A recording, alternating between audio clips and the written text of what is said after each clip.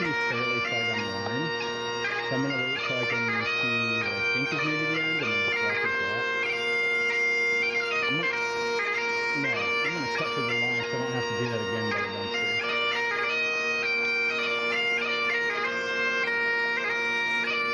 I could just yell like, what's your last name? And they're like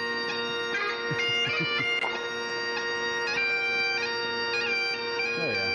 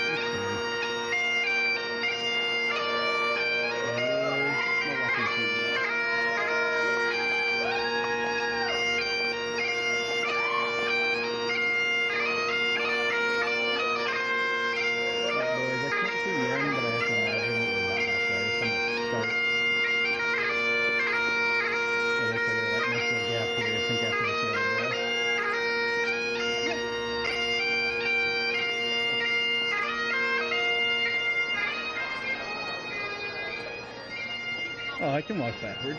I'm not afraid of anything.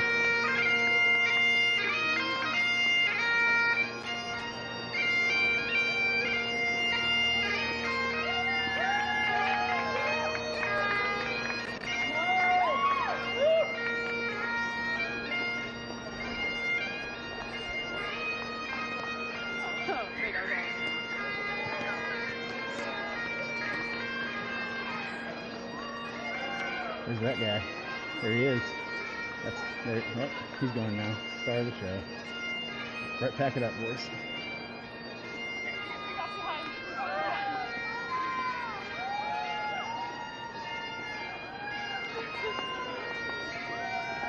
No, you didn't cry. No, no. That's so slow.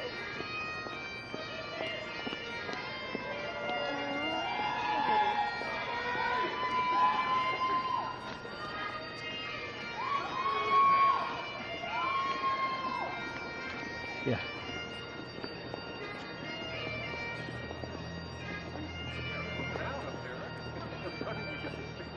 Up over flower bed, doing a little shaky boys. Somebody's trying to win a race. I know. My short little legs can't keep up.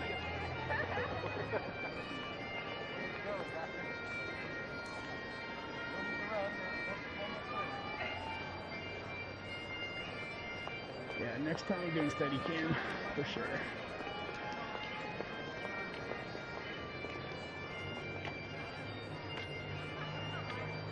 There are so many other photographers here. Insane.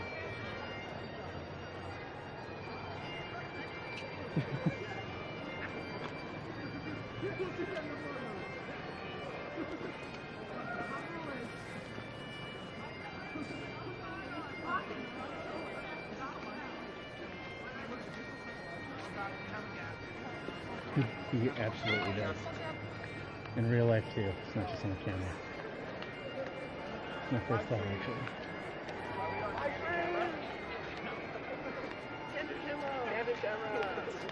Go, woo! Woo! Hail to the black and gold. Cheer, cheer for the team.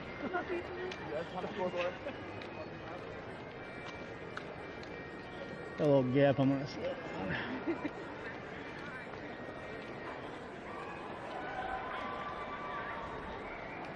Alright, Piper stopped, so I think the end of the line is coming.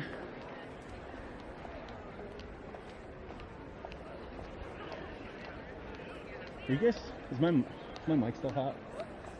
Cool. I mean my camera mic. Okay. What happened? Alright. So it's just like, which made a cute cat? Like, I know.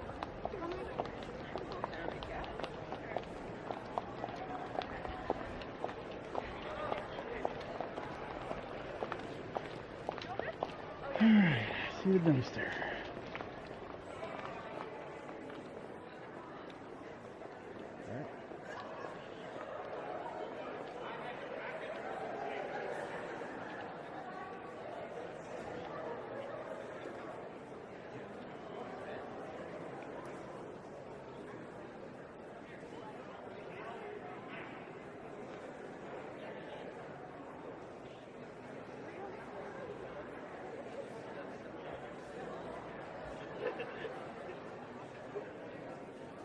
There's about 20 students right in the same room.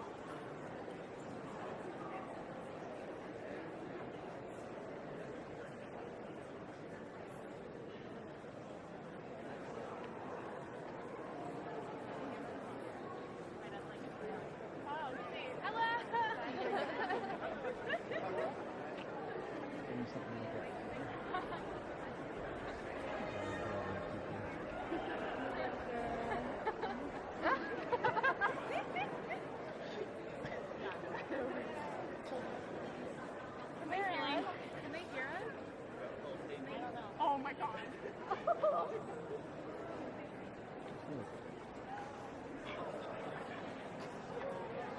Like a live, but a live. That would be epic.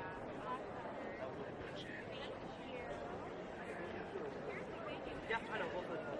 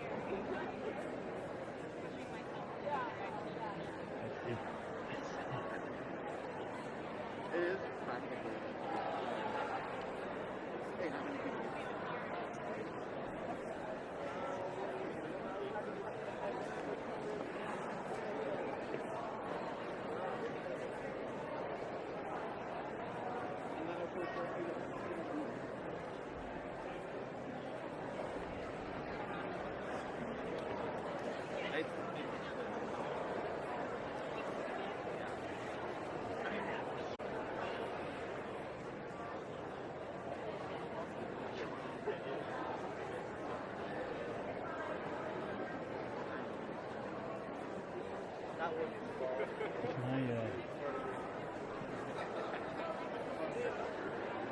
yeah, it's pretty good.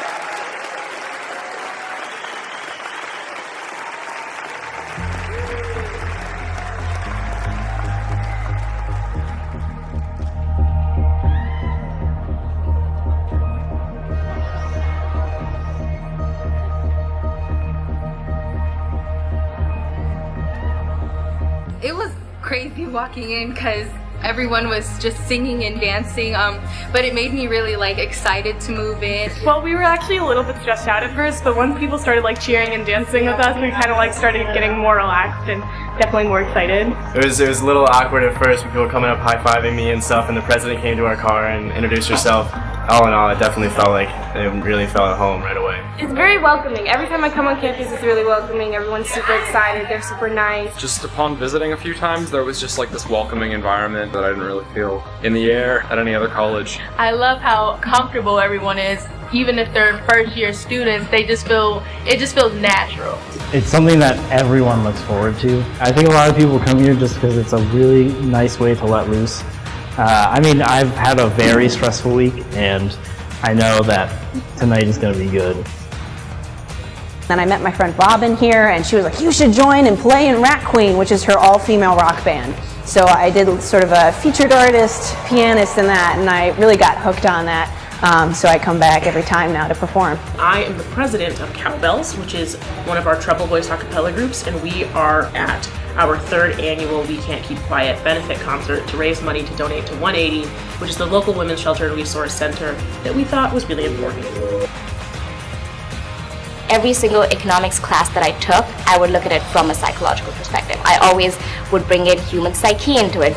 As soon as I heard about Global International Study and how well it brought in political science, economics, history, and even a foreign language requirement, I was on board right away. I knew that it was the right way to explore my passion for international relations. Tonight's the inauguration of the Latinx Lounge. Both the leadership of Latinas Unidas and OLAS have been working together to find a safe space on campus for Latinx students to come together as a community. I just felt really, emotional because it's my last year here, and to see it all come together, I don't know the words for it. I'm just really, really grateful. The most important thing is enthusiasm for the subject matter. Being enthusiastic about the United Nations, about working with other people, about international issues that matter in the real world. Because at conference you're going to be giving speeches to hundreds of people, and you're going to be working with people from around the world with different backgrounds, trying to find commonalities. Leading the Wooster Pipers down the hill these past 4 years is one of the most unique parts about being a Wooster Piper, and definitely one of the most exciting. I don't think I would have come across Wooster were it not for bagpiping. I think we really provide a sense of identity for this college. The Loud McCloud is a very famous tartan, and it definitely stands out. And as soon as the football players hear the drones, they go, "Wah!" and they just love it.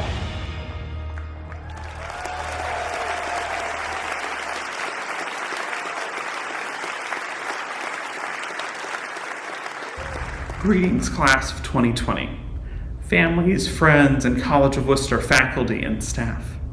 Welcome back to Wooster, whether you're joining virtually or in person, and congratulations on your graduation, even if it's more than 2 years overdue.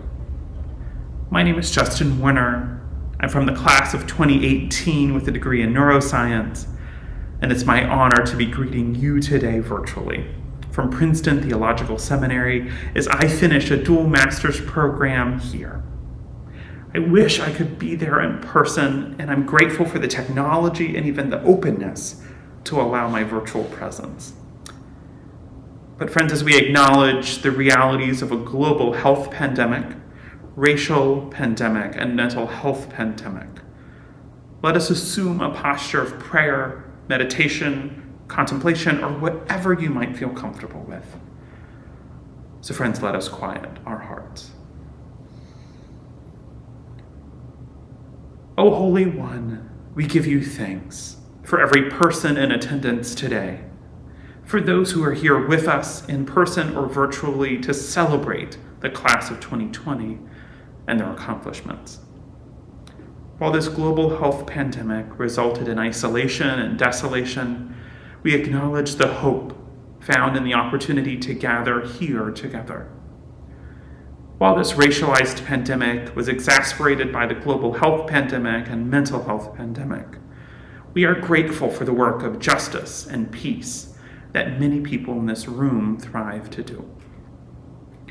We ask that the celebrations can resume after these unplanned hiatus. We give you thanks for the time and space to celebrate with some people we haven't even seen since March of 2020 or before. Yet we take time to pause and acknowledge the reality of more than 6 million global deaths and more than 1 million domestic deaths from COVID-19.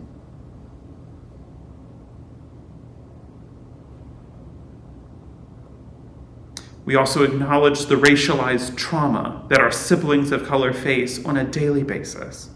And for the victims of racialized violence in this nation and our world, we take pause.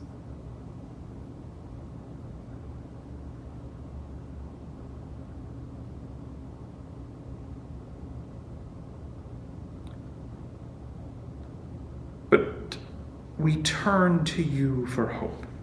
For the hope of a more just world, for the hope that a new day is coming where hate and injustice are no more, and where love will prevail. Let us live into the hope this day as we celebrate the good work of the class of 2020, both in this community and beyond. Let us remember the beauty of walking to class on a cold Worcester morning and having that hot cup of apple cider that kept us warm.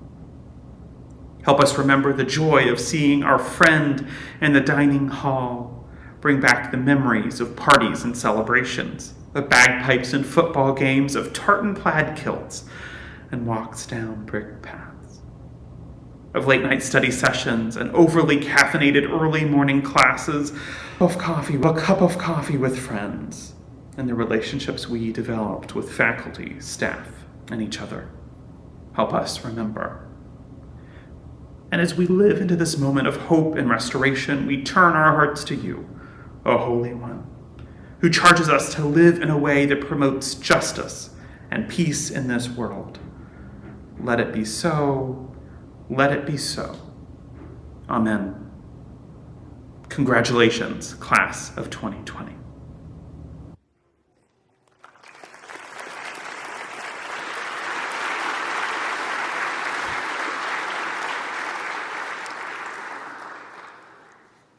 Good afternoon, everyone, and welcome.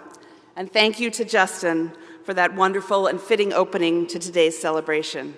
We are so delighted to welcome you all here and to thank you all for traveling to be with us today for the 150th commencement, part 2, right here at the College of Wooster.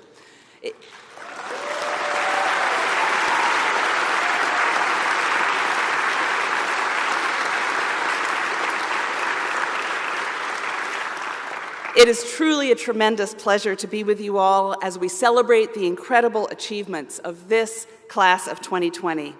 This weekend, I've been looking back over photos of your class from the day you arrived in 2016 to the Zoom screenshots of that remote toast of your class after your first commencement, now just 2 years ago. It is incredible to be with you in person again today. And I want to thank all of the members of the class, as well as all of your families and friends who've traveled, many of you very long distances, to celebrate with us together. I also want to thank and welcome all of the members of the class and families and friends who are joining us from afar as well. Please know you are in our hearts and with us in this moment. Class of 2020, you have done remarkable things, both in your 4 years at Wooster, as well as in the 2 years since you officially graduated.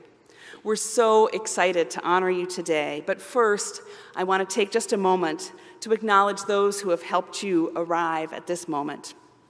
My deepest thanks go to Wooster's faculty and to our staff, who always work so hard and bring so much wisdom and so much care to supporting the learning and the thriving of every student. Your work, Your work is amazing every year and has been at the heart of a Wooster education since our founding in 1866.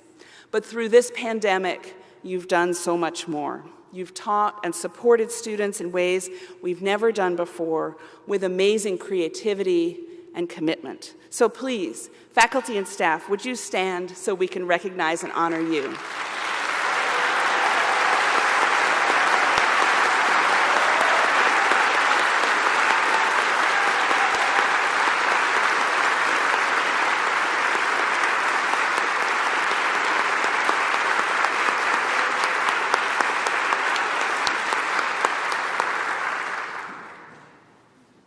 Thank you.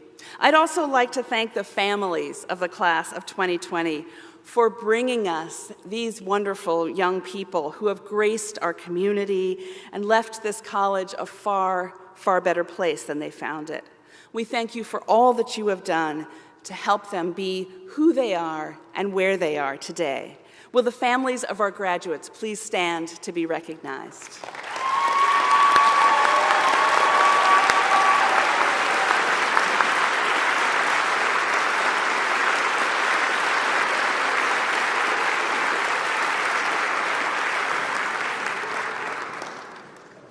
And now the class. We're gathered to celebrate this wonderful class of 2020 at a historic moment after over 2 years of extraordinary disruption and loss. After a time of so much difficulty and hardship, you might ask how we can celebrate, and each person holds their own answer to that question. Here's mine. We celebrate because of you, class of 2020, because of who you are, because of the ways that you have persevered through so much difficulty, and through it all, both here on campus and after graduating, you have done so much that's marvelous. You've strengthened communities, you've added to the world's understanding, and we celebrate you because of the difference you are already making out in the world. It's been such an honor to talk with so many of you this weekend and to learn the ways that you are taking your brilliance, your dedication, your vision, your commitment to others, your knowledge, and your insight and your perspective to the work that you're doing. We celebrate your individual accomplishments, but also who you are as a community. Together, both when you're in person and as you're connected over time and space, you face and address the most challenging issues in ways that are so well-informed, so thoughtful, so visionary, so respectful. I want to thank you again for the ways you've strengthened our campus as well as communities around the world. Your leadership mattered here at Wooster. You left a legacy, and your work continues to matter wherever you are now and wherever you go in the years ahead. Class of 2020, you have already shown the ways that you will always be connected. Distance has been no object for you as a community. You've taken care of one another in person as well as at a distance through all 4 years at Wooster, as well as in the 2 years that we have spent waiting for this day. You've invested in one another's well-being and success and joy, and you've shown that you will stay fast to one another no matter what comes. Together, you are going to emerge from this time and continue to lead and care for a world that is ready and hungry for the change that you are bringing. And so we celebrate you, class of 2020, with hearts full of gratitude and a lot of love. Class of 2020, we have traveled our Wooster years together. We thought it would be 4. Turned out it was 6, but that's okay. We started together at Wooster, and we learned its ways together through the heat of a 90-degree move-in that you saw on that screen, followed quickly by the heat of the 2016 presidential elections, and much, much more. We've made our way through the ups and downs of this pandemic, and now we're graduating together. Through your dedication and your care and your brilliance, you have taught me a lot. So as we prepare together to leave Wooster one more time, please know I am better for the gift of having known you, and I am forever changed because of all you have taught me.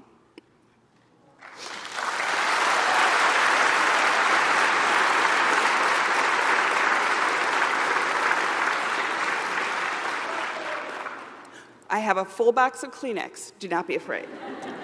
You may also use it. And I will always remember each and every one of you. You will always be part of this family of Scots. You will always be welcome here at Wooster. We hope you will stay in touch with all of us and with the generations of Scots who follow you. So now it is my great pleasure to once again turn towards the senior awards. Members of this class have earned incredible honors through their marvelous work on campus, and that is listed in the program. But I want to call your attention particularly to 2 special awards. The first is the Dan F. Lockhart Outstanding Senior Award, which honors the memory of Dan Forrest Lockhart, class of 1974. It's awarded to seniors who have made outstanding contributions to the life of this college. It recognizes high academic achievement, participation in extracurricular activities, and demonstrated leadership in campus affairs. The class of 2020 Lockhart winner is Marjorie Danica Sosa. Please stand, Margie, so that we can honor you.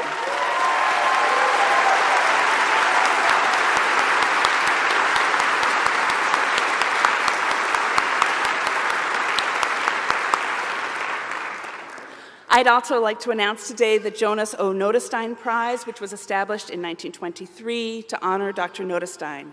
He taught Greek and Latin at Wooster from 1873 to 1928. This prize is awarded to the students with the highest academic standing in the class, and for the class of 2020, we had recognized 6 graduates who had 4.0 GPAs over the course of all 4 years. As I read your names, if you're with us, please stand so we may recognize you. Tianyi Kai.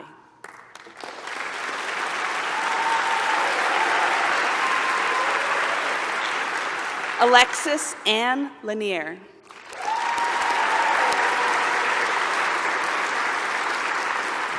Maya Mokiber Lapp.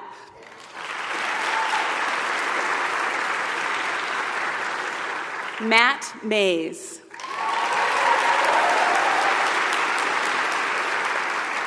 Henry Potts Rubin.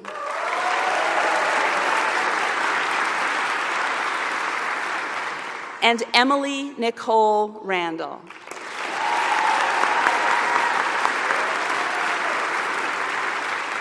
Congratulations to all of you. Next, we will begin to hear from members of the class and the campus community. As we were planning this special second commencement for your class, I had the opportunity to talk to some of you in advance and asked who you would like most to hear from. And the resounding message from this class was, don't bring in some random person from outside, no matter how marvelous they may be. We want to hear from our community. And so today we're going to have the pleasure of hearing from 4 graduates of your class based on recommendations you made, and then from 2 members of our staff and 2 members of our faculty as we celebrate the marvelousness of this Wooster community.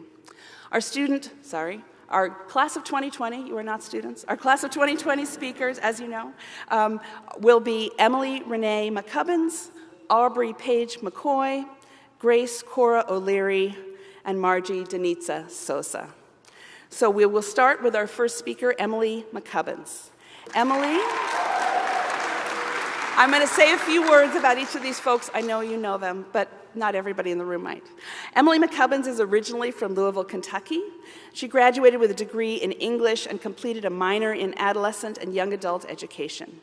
Emily was president of the SGA, and she also served as a member of the College Democrats, the Wooster Future Educators Association, the First Generation Student Organization, and worked a number of on-campus jobs in alumni, keys and IDs, and student activities. Emily was selected as an Apex Fellow and interned with Kentucky Youth Advocates, planning and executing events for Complete Streets in Louisville, an initiative focused on improving safety and accessibility. Her IS, which earned departmental honors, was entitled Almost Heaven, an ode to identity and Central Appalachian memoir. During this past academic year, she taught 6th grade English at a middle school and currently works as a special education teacher at a Mid-Washington, D.C. Emily has experienced now 2 degree ceremonies, right, back to back, because just on Friday, she earned her Master of... Congratulations, Emily, and welcome back.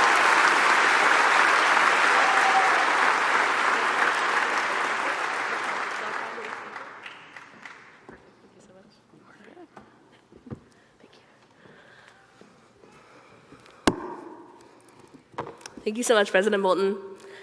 Class of 2020, welcome to our 2-year class reunion.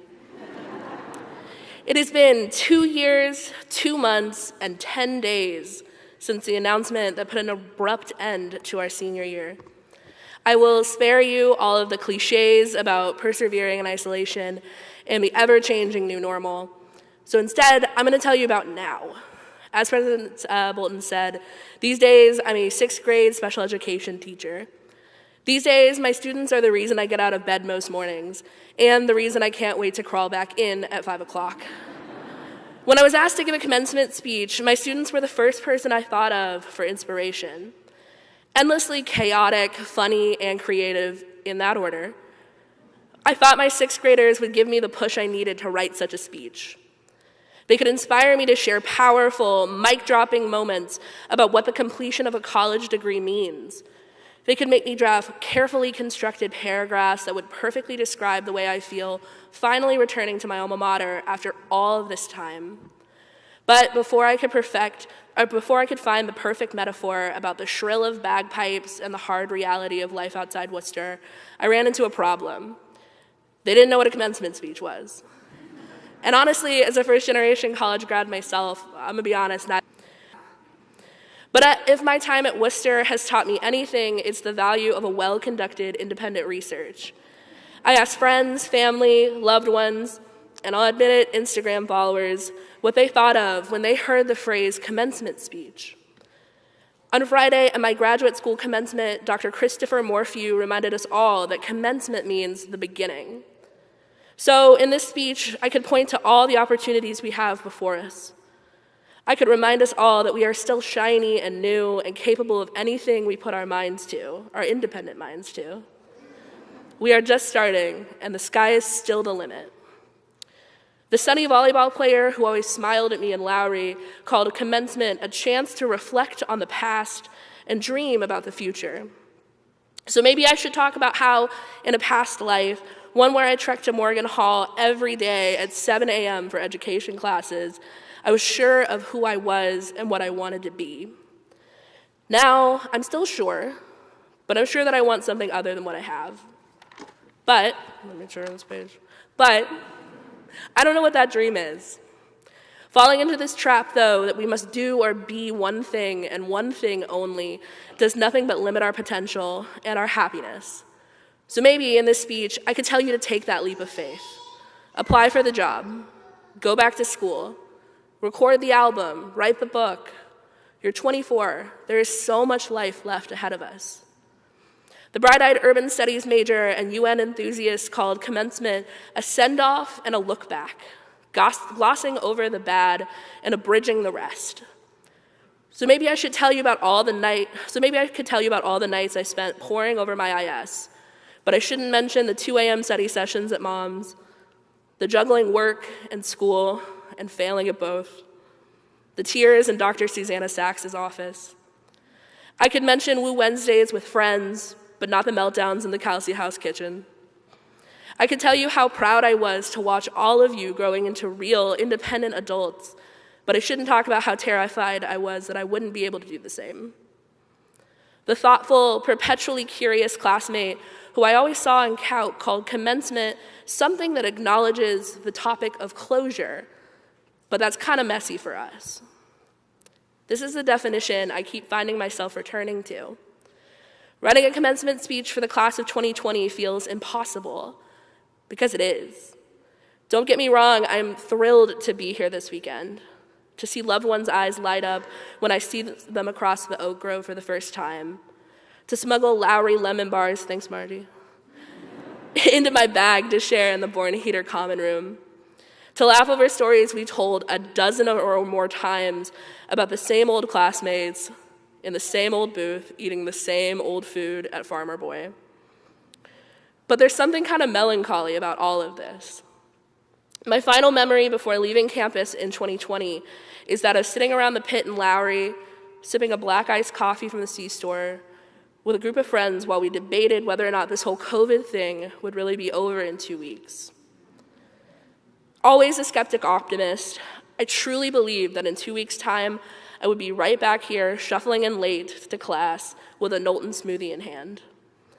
When I think about that memory, my final conversations before taking back off to Kentucky, it kind of hurts. It hurts thinking about the opportunities we lost. It hurts to think about how I can't remember the last thing I said to Al when sorry, it's emotional. It hurts to think that I can't remember the last thing I said to Al as I dragged myself into breakfast. It hurts to think about how I didn't get one more Friday night stomping from one dorm room to the next with my friends. And it hurts to watch my friends from the class of 2021 and 2022 celebrate their own IS Mondays and their own graduations when we never really got to. It hurts to walk through campus and to see ghosts of memories and think about ones that never were. So none of these definitions for commencement really suit exactly what I wanted. I want to celebrate our hard work and our tireless hours.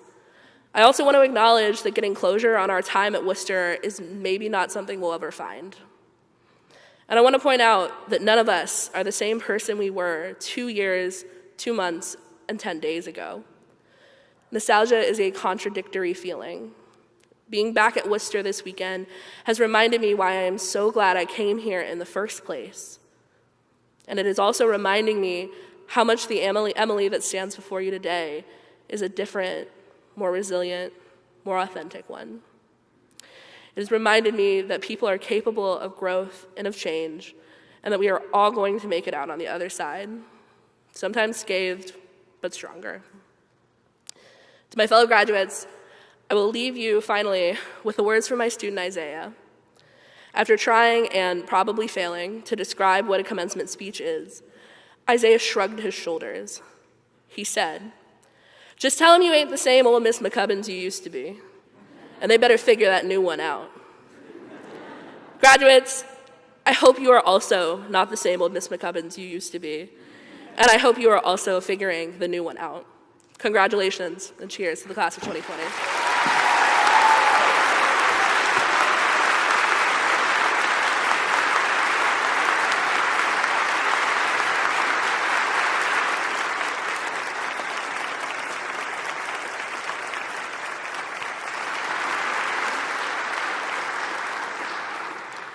Thank you so much, Emily. That was fantastic. Our second speaker today will be Aubrey McCoy. Aubrey graduated with a degree in communication studies, and she was also selected as a member of Lambda Pi Eta, the Honor Society in Communication. Aubrey was a leader on the women's basketball team, a senior intern in the admissions office, and a founding member of the Black Leadership Council. During her time at Wooster, she played a leading role advocating for equity and inclusion of Black students on campus and contributed to key aspects of the college's diversity, equity, and inclusion strategic plans. Aubrey was honored with the William A. Galpin Award recognizing general excellence in college work and received departmental honors for her independent study, which was titled, "Does This Grant Them Agency? An Analysis of the Female Athlete as Portrayed in ESPN's Body Issue." As an alumna, Aubrey works to help administer the Black Student Equity Fund, which provides support to help Black students thrive at Wooster.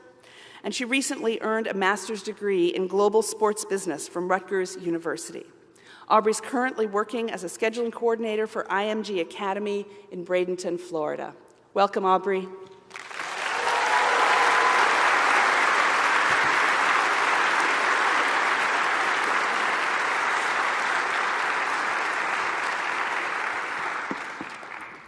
Thank God she had Kleenex, because I was just going to use a spare mask.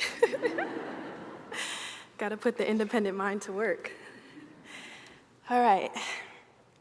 March 17th, 2020 was my 22nd birthday. Usually for y'all know what that means, you know. Usually for birthdays, we anticipate and expect joyous celebrations, good vibes, and at least one day out of the year to bask in our own glory. 2020's birthday gift took the cake. It was the news that senior year, as we knew and expected it to be, was over, or so we thought. As a consequence of a global pandemic, dreams of IS Monday, commencement ceremonies, proper salutations and see you laters to friends, enjoying the last moments of life before bursting that Wooster bubble and fully immersing ourselves in adulting was suddenly gone. Again, so we thought. This weekend, we have been able to partake in those very dreams, collecting memories we thought we had been deprived of. Maybe not in the way we anticipated collecting them, but collecting them nonetheless. My point is, A dream that is not achieved according to our own timeline is no less a dream worth having, nor is it one that can no longer be attained. As a senior at Wooster, I dreamt of addressing my fellow classmates at commencement. I wanted to be one of several exceptional people to share how proud I was to be a part of this community. 2 years later, I'm humbled to stand before you. Believe me when I say, and here come the tears, it took a lot to be here.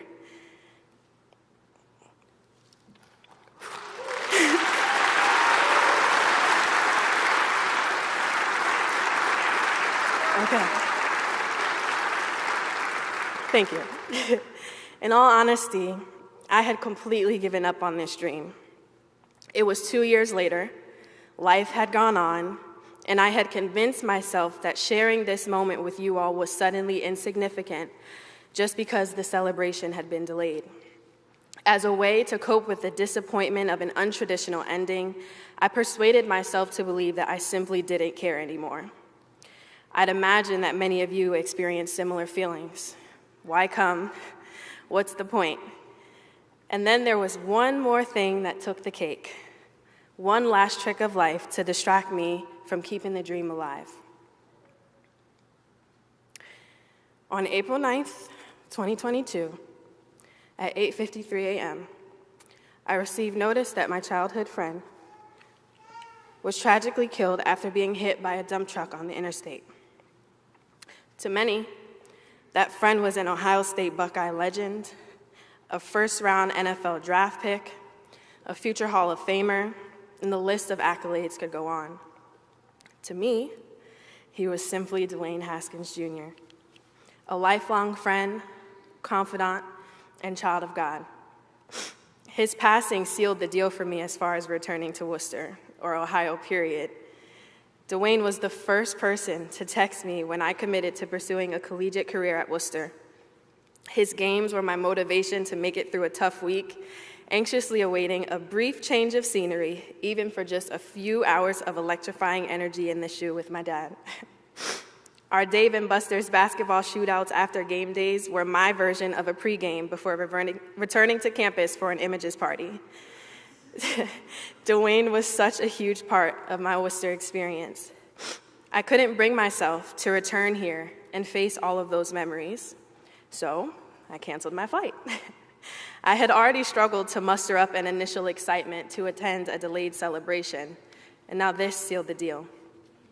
Then came the invitation to speak. I was at work upon receipt of an incredibly humbling note from President Bolton that I had been voted by all of you to speak on this once-in-a-lifetime occasion. I sat at my desk and cried, overwhelmed with feelings I'm still not sure I know how to describe. As I reached into my work bag to prepare for some post-work exercise, I came to discover the t-shirt I packed that day was from Dwayne's draft party in 2019. Instantly, I knew he was trying to tell me something, as the theme of his party was dreams do come true. I had almost let pride get in the way of the dream. I had almost let death get in the way of the dream. I almost let fear get in the way of the dream. And then I was reminded yet again that a dream not achieved according to our own timeline is no less a dream worth pursuing, nor is it one that can no longer be attained. How many of you dreamt of this day? Has it been any less special just because it didn't happen 2 years ago? So I ask you, what dreams have you pushed aside and placed on the back burner because you thought the time to fulfill them had passed? There's still time to grab them. As I stand here living one of my dreams, I'm telling you, whatever yours is or are, they're still worth it. Fulfillment is still worth it. As Emily said, closure is still worth it. The smiles that have lit up this room are worth it. That dream that you've been pushing to the side is still worth it. And you, class of 2020, are worth it. As I stand before you and encourage you to dream, I think about how as a kid, I used to walk around chasing those little white wishy things. And I would clench them between my hands, Mom, and say, I wish the only thing. I wish the only thing. And my mom would be like, Aubrey, what is the only thing? Like, what are you wishing for? You're 5. Like, what are you wishing for? And in hindsight, honestly, I have no idea. It was just fun, and I was highly dramatic. Also in hindsight, though, I realized that as a reflection of my youth and immaturity, maybe my word choice was a little poor. A wish is defined as a desire for something that cannot and probably won't happen. A dream, however, is a cherished aspiration, ambition, or ideal. A wish is saying, it's above me now. A dream is claiming, it's in front of me now. So class of 2020, today I dare you to dream. I want everyone to grab your imaginary wishes, clench them between your hands. I'm not kidding, do it right now. Everyone else too, you don't have to be in the class of 2020. I want you to repeat after me. I wish the only thing. And that one thing is to dream. Because a dream not yet achieved is just a dream waiting for me. As we now release our imaginary wishes, we are letting go of it's above me now, and we are claiming that it's in front of us now. Regardless of who, what, when, why, or how, dreams do come true.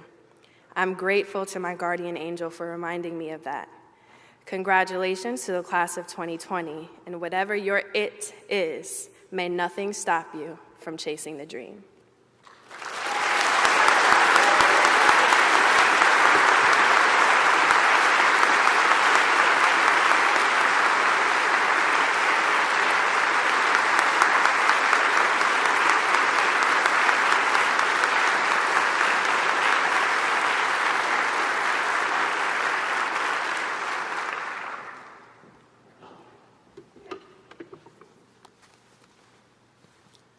Thank you so much, Aubrey.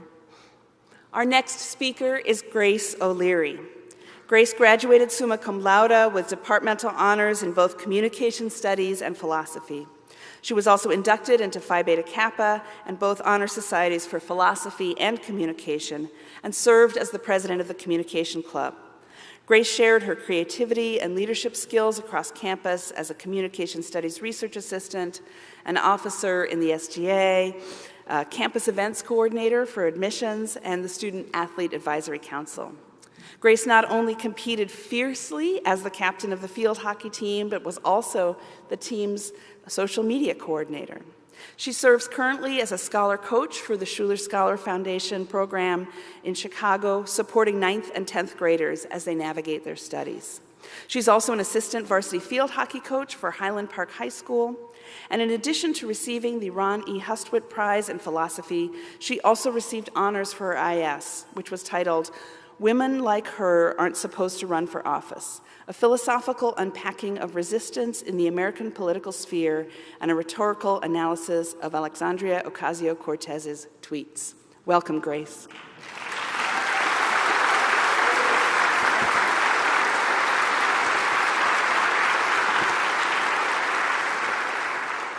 In hindsight, that's a long IS name, right? Class of 2020, we did it! 2 years ago! But what's a graduation speech without one cliched saying? I will attempt to keep it to that one, but no promises. First, I want to say how happy I am to see so many of you back on campus. I wish all of us could be together, and I hope those who are unable to join this weekend, whether it's because of work, personal conflicts, financial constraints, distance, or it's just too damn hard to come back to a place where we all experienced a collective trauma, know that they are deeply missed and just as much a part of the celebration as everyone sitting here in their cap and gown. I thought a lot about what I might want to say to all of you as we come back to celebrate our accomplishments and also bring closure to one of the most impactful times of our lives.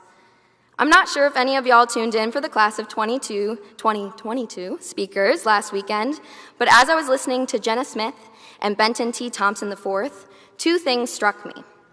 First, that I was going to have to work really hard to have a speech halfway as good as theirs. And secondly, that what I and my fellow speakers were going to talk about would probably look very different, and it already has. Of course, there would be the similarities, like our love for Wooster and our care for the people within this community, but there would be no speaking to what we might accomplish after college, or how we should start the next chapter of our lives. We've already lived this. We know what it feels like to meal prep for the week and then order out anyway. We have signed leases, started new jobs, realized that job wasn't for us and did something different instead. And all of us have either downloaded Bumble BFF or thought about it, because making friends as an adult is really hard. Topics of conversation for us now include how much we hate the 9 to 5 and how are we supposed to do this for the rest of our lives? I don't know. We are seeing friends getting married or buying houses, which reminds me, if you've bought a house in the last 2 years, can you find me afterwards? Because I'd love to learn how to afford one myself. Thanks. Clearly, life looks different for us now than what we imagined for ourselves when walking across the graduation stage. Coming back has reminded me of all the skills I've gained from Wooster that I have been able to use in the quote-unquote real world. There are the obvious ones, like the ability to write and think critically, spending hours working on an IS, revising the same section over and over. Shout out Professors Bostorff and McBride, they're right there next to each other. It really helps you improve in that area. Then there are the less overt skills I gained from Wooster, like how to lead my life with empathy, how to listen and respect other perspectives, or how to practice community care. I learned this from the Galpin Call-In, organized to fight against inequity at Wooster, from Sex Month, hosted every year by Sexual Respect Coalition, from attending philosophy roundtables and debating with friends and strangers, from tour guides who can share their love for the school while also demanding it be better, and from all my peers who got involved in organizations and committees and movements to make the school a better place on top of their academic commitment. But I'm not gonna lie, returning to campus has also been really emotional. My dear friend Morgan asked me on Friday, on a scale of 1 to 10, how happy I was to be here. I responded quickly with a solid 7.5. Our friend Reagan agreed. That 7.5 is filled with the joy of sharing community once again with the class of 2020, of hearing the, oh, I know you, we took an econ class together, second semester, freshman year, conversations happening again. The 7.5 includes finally getting to march through the arch, take a picture with President Bolton, and feel overwhelmed as we juggle time between hanging with friends, seeing professors, and taking care of our families. But then, why not a full 10? I think for me, at least, the last 2.5 is the bitter feeling that will never quite go away for our class. It's the harsh memory of coming back together and packing up all of our items on a random Tuesday afternoon. It's the realization that Camp Woo ended before it had even begun. The memory of passing orals through a computer screen. The 2.5 is a part of this weekend where we experience those feelings of lost memories we never got to make. But I want to remind all of us that just because that 2.5 is painful and it's hard doesn't mean we should avoid it. I hope as we come together one final time today, you have found moments to address those parts of this weekend that were hard, and you have let them become an opportunity for closure and healing rather than something to fear and ignore. As Jenna said in her speech last week, Wooster is an imperfect place. But I have seen, and what I hope many of you all have also been able to see, is that Wooster is really great at bringing people together who care, who listen, who empathize. I'm looking at a few of them right now. You can see it still in the students who are fighting for the dining staff, and the professors that offer to write you a letter rec 2 years later, and the group of current students, alumni, and faculty and staff that have come together to provide mutual aid to our community. This weekend, we have put our lives on hold to be in community again and care for, listen to, and empathize with each other. Class of 2020, know that even if I do not know you, even if I know you and we never became good friends, I have a deep care, love, and respect for each and every one of you. I hope this weekend brought you the closure we all deserve, and you return to the real world knowing there's always a place back here for you in Wooster, Ohio. Thank you.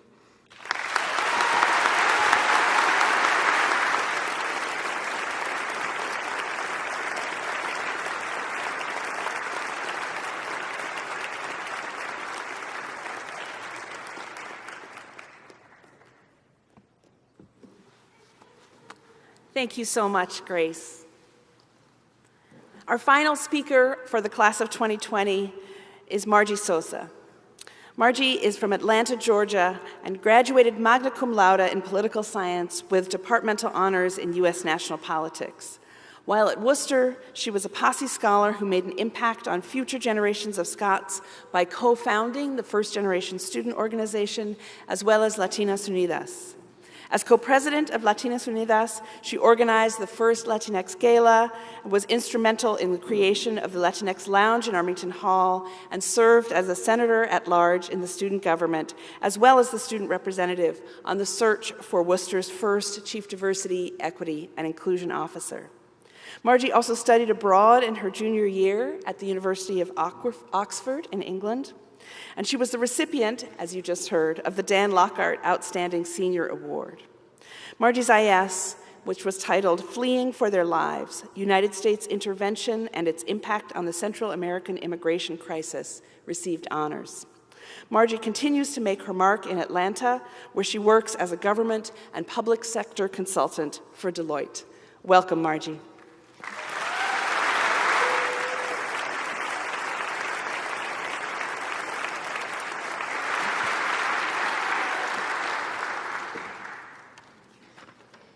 Thank you, President Bolton, for that wonderful introduction. Class of 2020, it is truly an honor to stand before you on a day many of us envisioned since stepping into campus. We, the class of 2020, have had the unique experience of stepping into postgraduate life before formally graduating from Wooster.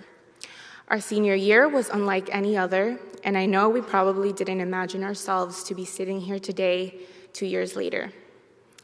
These last few years have been a roller coaster of emotions, to say the least.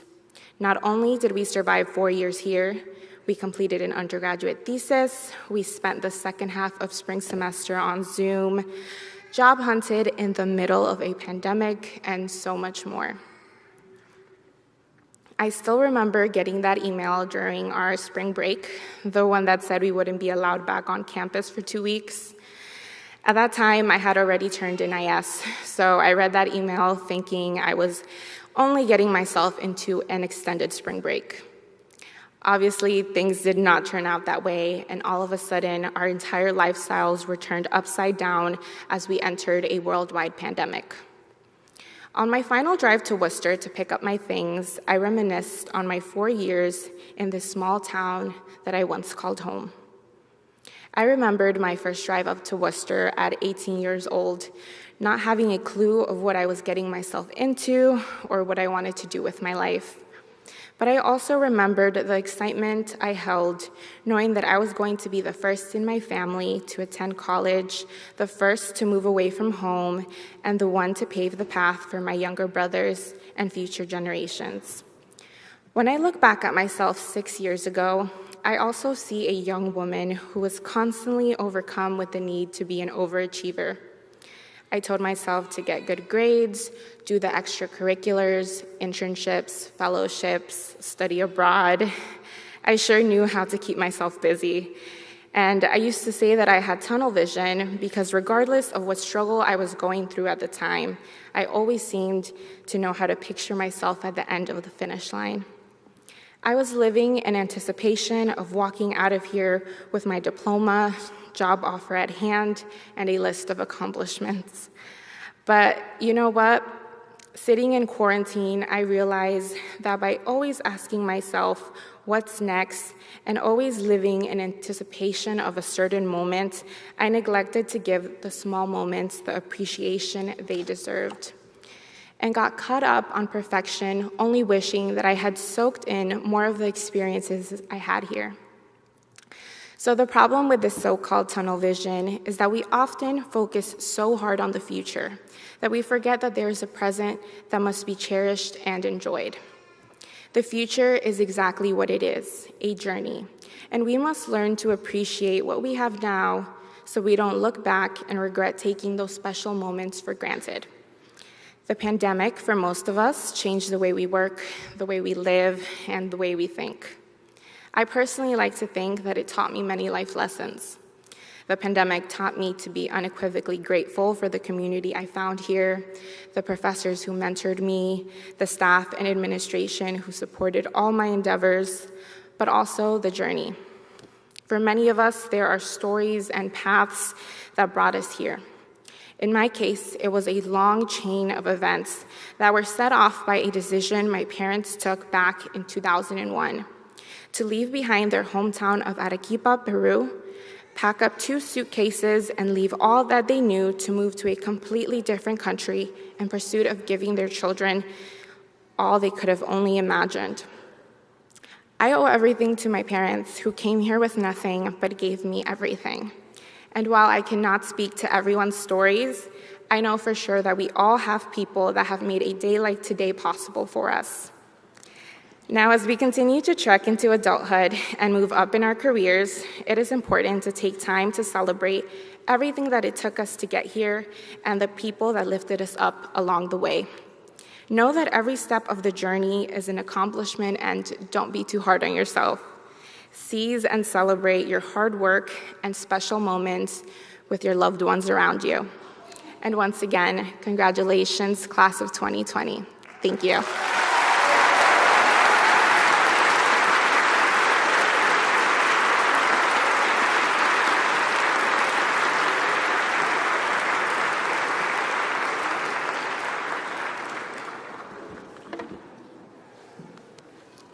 Thank you so much. Can we just have one more round of applause for those amazing speakers from your class?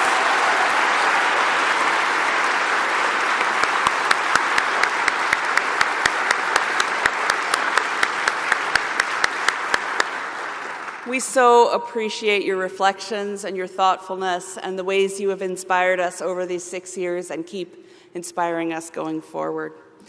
So for those of you who feel like nothing ever changes at Wooster, you did just see one of the things that has changed, which is the emergence of the campus cat, Sunflower, who just made a brief appearance on the stage. She's out and about and will be happy to meet you if she hasn't met you before. It's now my pleasure to introduce the staff and faculty speakers who will be sharing their reflections with us this afternoon. Our first speaker is Professor Emeritus of English, Daniel Bourne. Professor Dan Bourne joined the College of Wooster in 1988 and taught primarily in contemporary American literature as well as in Polish literature and culture. Professor Bourne retired in the year that you all graduated, in 2020. So his final teaching moments here were like your final learning moments here. We're so glad that he'll be with us.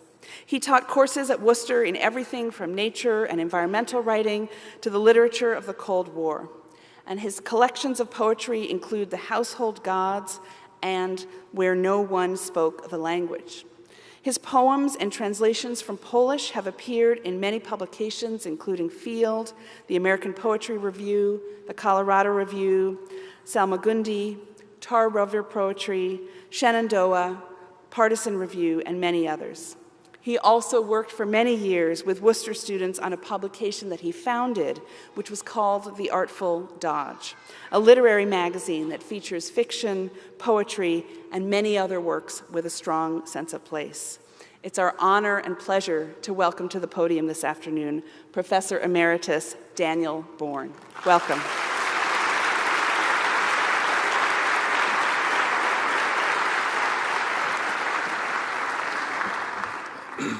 I still have not perfected the art of the mask, working on it yet.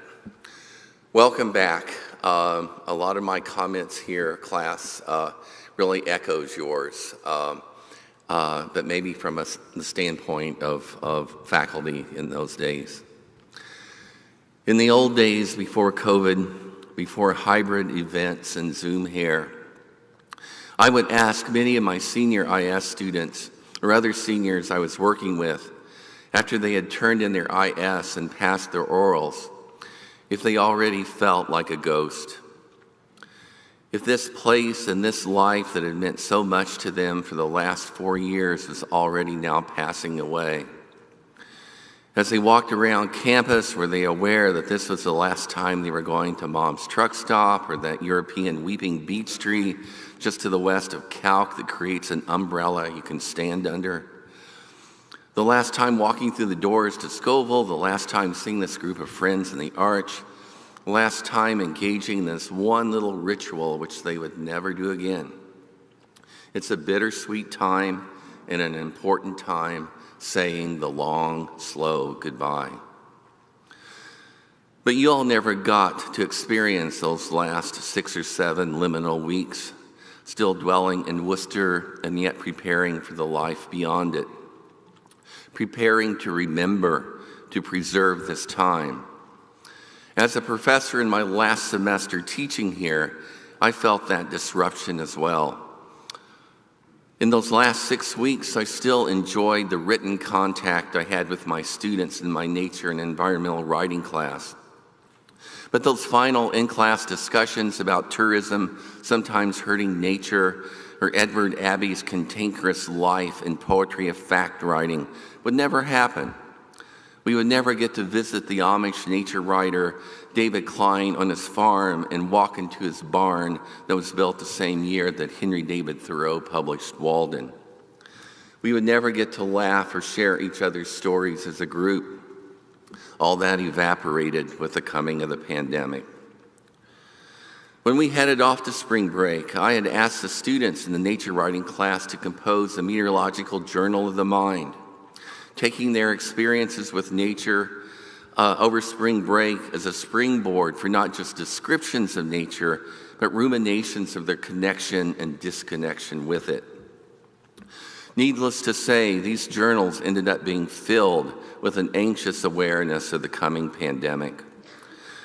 Some students were returning from interrupted hiking trips in Utah. Others recounted how after returning home, their only outlet was to the outside world was through walking their dogs. Others pondered while shopping for older relatives whether the humans or the natural world was in ultimate control. We were all torn out of our usual places in the world. We felt displaced. But one passage I remember most distinctly. It was written by a then sophomore who actually graduated this past Monday. This writer, Anna, lamented that she already felt deep regret, a sense of missing out on an important time in her life, that she would not be able to attend graduation that May to celebrate with her senior friends, with you. In that cursed pandemic, which is still not over, we all felt so alone, so claustrophobic. But one thing that I hope many of you realized then and realize now is that you are not alone. There are others who cared about you, who still care about you, and are rooting for you, cheering you on, and supporting you. Look around you. You didn't see your friends in those last 6 weeks of your time at Wooster. But in the future, may you meet and talk with each other as often as you can, be in touch with others, to celebrate life, and to keep on challenging the world. I'm a poet, and for my final words, I'd like to share with you one of my older poems, one called The Tree That Remains. First, a little background. In my life before Wooster, one of the things I did was to work as a so-called stack supervisor at a rare book library at Indiana University.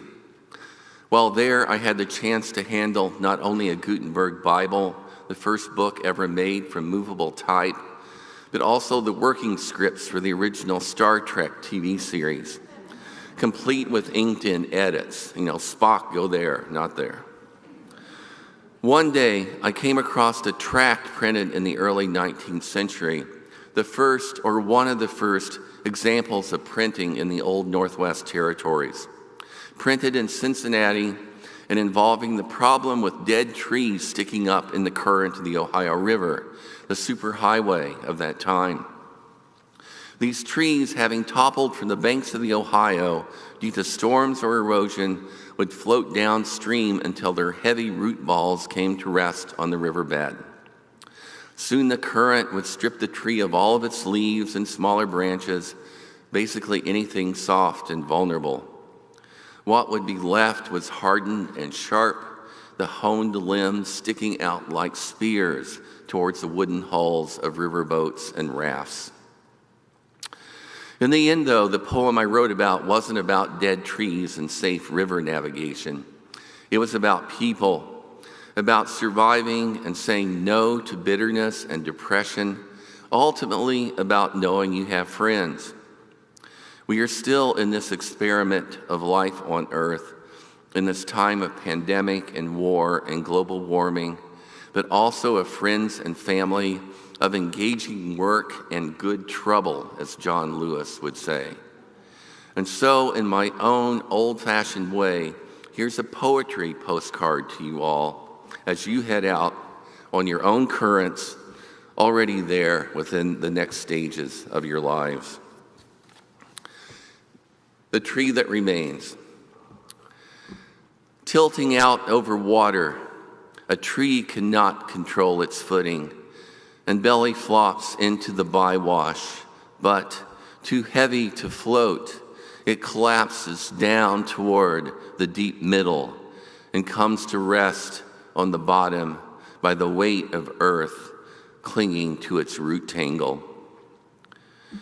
The ball of dirt and wood is firmly stuck to the mud bed, and for months the trunk in all its limp, shaggy limbs nod slowly in the current, murmuring as the river calmly strips off the leaves and chews them, softens in its wet mouth the smaller branches until they are black and spongy with strips of bark barely hanging, the decaying feathers of future silt.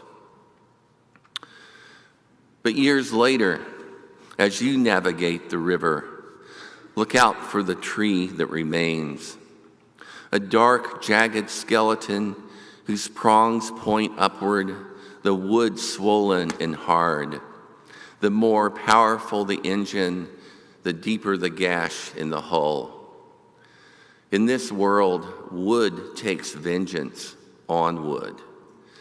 Imagine as you glide painstakingly over this region, on the lookout for the swirls over snags.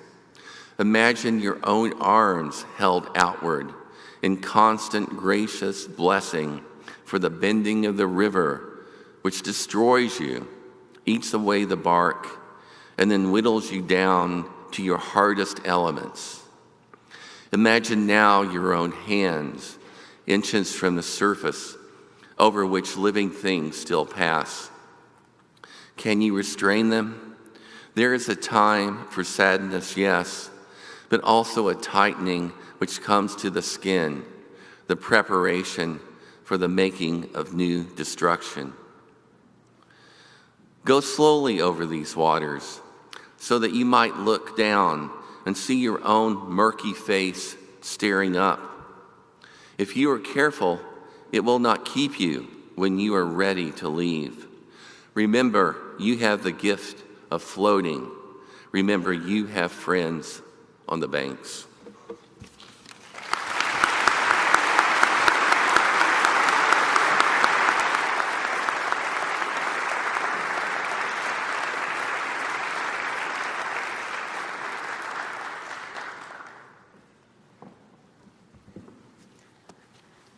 Thank you so much, Professor Bourne, for those lovely words.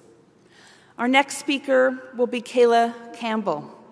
Kayla started at the College of Wooster in January of 2011 and has served in marvelous ways in roles all across our campus. She's worked in campus dining and facilities and spent her longest tenure in the Dean of Students' office.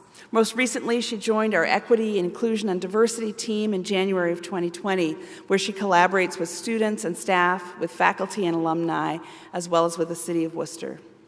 Kayla is known across campus for being an incredibly thoughtful leader and a wonderful advocate and support for students. She did her bachelor's degree work in psychology at Kent State University, and we are so delighted that she's with us this afternoon. Welcome, Kayla.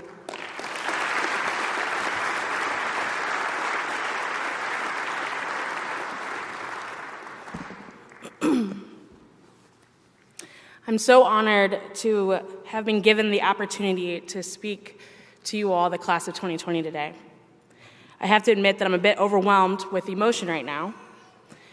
I'd like to just quickly give a shout out to my daughter Lillian, Grace at Kai Porter. She's supposed to be watching right now. For all the sacrifices that you've made, in addition to mine, I am so proud of you, and I know that going to third grade and now middle school and coming home to college has been difficult. I've not only been in deep thought and finding myself somewhat at a loss on what in the world to share with you all today, because none of us really have it all together. You, the class of 2020, who have learned already a bit firsthand about the complexities and resilience required in this life. I also have been reflecting heavily on the last decade or so of my time working here and all that Wooster has taught me. I started here as a young mom and student working the midnight shift in moms after I'd flipped mine and my daughter's life upside down following some heartbreak. I am somehow here delivering a commencement speech. I had a whole direction for this speech today, but in true Kayla fashion, until I caught up with some of you last night. Some of you I literally haven't seen since March of 2020. Some of you left here and went and got whole other degrees. Some of you have started your careers and are learning about the fierceness of adulting. What is true amongst all of you is this unspoken sort of humble appreciation for each other and the trauma we all just experienced together. In many cases on top of already trauma. And it's somewhat divine to me to be standing here because I have so much gratitude for you all that I never ever got to share. Because class of 2020, y'all have been, since the day you stepped foot on this campus, some of the toughest personalities in some of my greatest teachers. We've had some tough moments, whether in social justice and activism, in tough conversations, in disagreements. I've watched many of you go through things both personally and academically. I wasn't prepared for your readiness to hit the ground running and sharing your brilliance. And it stretched and elevated my thinking and varied approach in my work with students beyond what you could ever imagine.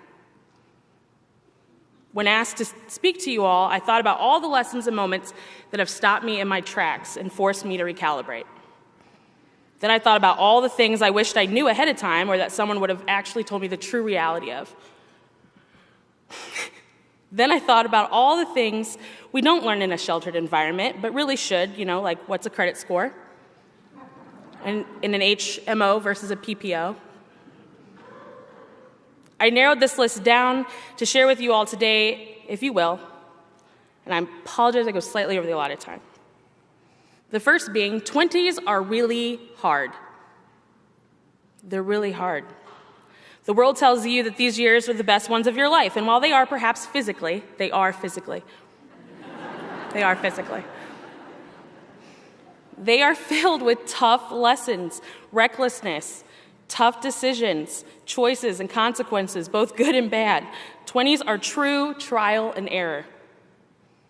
You don't have to have it all figured out because you learn and experience who you are at your worst and at your best. Who you do and never want to be again. This is not an easy process. Some of you might have fantastic support systems in place, and others not so much, but I'm sure that just about all of you have experienced a moment where you could have really used a friend and found that you had to navigate something alone. It was only you to talk to yourself about the situation. It is in these moments where you realize that the relationship with yourself is something to be explored and invested in. Learning to love the company you keep is essential and probably one of the hardest relationships you'll ever have. The next thing is never, and I mean never, stop learning. You'll always be students to me. And don't ever limit who or what you can learn from. I have learned the deepest lessons in the most unlikeliest of places, from the most bizarre of moments and personalities. Assume always you know nothing, and you will learn everything. Life is a great adventure and a playground of sorts to learn about all walks of life. This builds empathy. The ego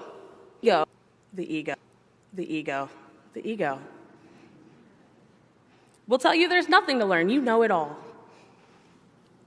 There always is. The next one was tough because I struggle with this one. People need people. This life takes a village. It took a village to get me ready today.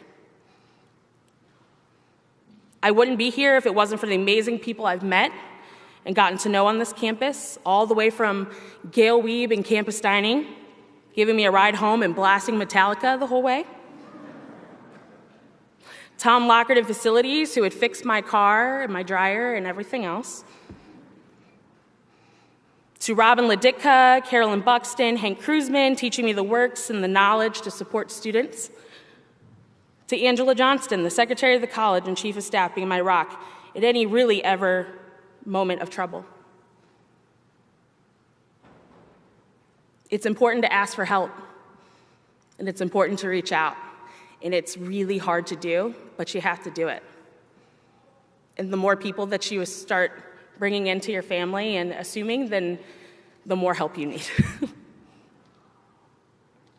One day in the DOS, I learned a hard lesson when Dean Buxton said to me, after having gone on and on about being right, I went on and on. I'd been fighting all day. And I had all my evidence, all my charts ready, my PowerPoint. She said, Kayla, no one cares that you're right.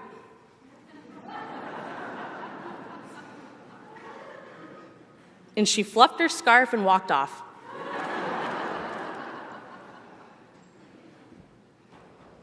It was then that I learned that activism and social justice is not popular. The right thing doesn't actually make you friends. It's an isolating space at times, and a deep trust with yourself and what you know in your heart, and stay open to being wrong. While gaslights are flammable, and the tongue has the power of life and death, meaning delivery is important. Something I'm still learning. Don't let it kill your spirit in serving others. Let it motivate you. For all 10 times you get knocked down, get up again. Keep trying. Leverage your privilege. You may not see the fruit now, but you will. I am. I'm standing up here. And last but not least, I'd like to talk with you about the power within a 4-letter word called love. It is imperative that you lead this life with love. Many assume that love is some rare and mystical event when in fact it is intended by God to be our natural state of being. And I believe that we are put here to figure out love in all of its vast forms. While yes, there's intimate and passionate and puppy love, there's also a mother's love. Love within a family, love for your neighbor, love for your friend, brotherly love, love of a place and experience. There's also tough love, love from a distance. Flavor of love with Flava Flav. It is not coincidence to me that love is the thing that impacts us all most, because we need it. Our souls are fed by it. It is essential to thrive. It is fruit. It nourishes. I mean, it literally saved the Grinch who stole Christmas. It is meant to center us at our worst and at our greatest. The greatest commandment for our lives is to lead with it in all that we do. Love and all of its principles transcends across all faiths, religions, and spiritual acts of worship. For one human being to love another human being, that is perhaps the most difficult challenge entrusted to us, the ultimate task, the work for which all of the work in our lives is merely preparation. Because love has wisdom to solve every problem. Its focus is to transform. It is powerful, it is a guidepost, but ultimately is a choice. It is an action. It's choosing not to lead with ego.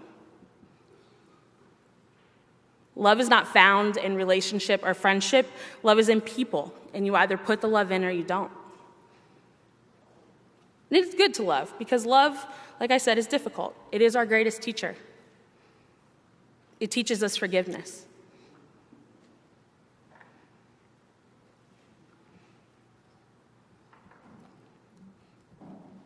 Class of 2020, each of you influenced by your culture, upbringing, parents, friends, even your own choices and your own self-esteem. Through all these things, and sometimes, in spite of these things, you each have grown enough to recognize the value of your lives and its enrichment via your education.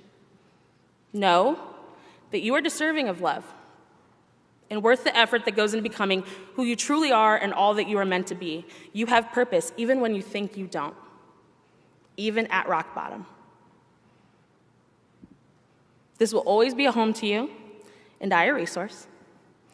Lead with love, cherish your village, and truly no one knows what they're doing. Everybody just gets really good at looking like they do. The great Kendrick Lamar once said, "We gonna be all right." Thanks.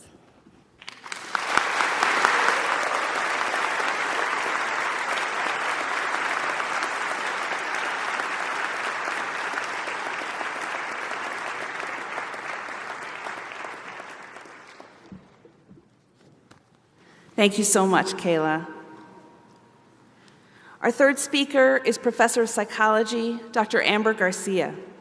Amber Garcia is a professor of psychology and women's gender and sexuality studies here at the College of Wooster, teaching courses from psychology of women and gender to stereotypes and prejudice to a team-taught course about the global HIV and AIDS crises. She's worked with Wooster students to investigate the psychology of gender, personality, trauma, and prejudice. Her most recent publications and research have focused on gender, identity development, self-esteem, and discrimination. Dr. Garcia has presented at conferences across the country on topics in psychological research and teaching, as well as in social psychology, many of them related to diversity and prejudice. She earned her bachelor's degree in psychology at St. Mary's College of California and her doctoral degree in social psychology at Purdue University. Welcome, Professor Garcia.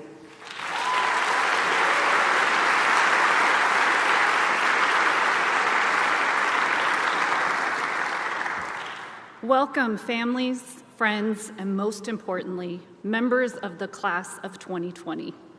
I would like to say thank you to President Bolton for inviting me to the stage today at what is her final commencement ceremony as president of the College of Wooster.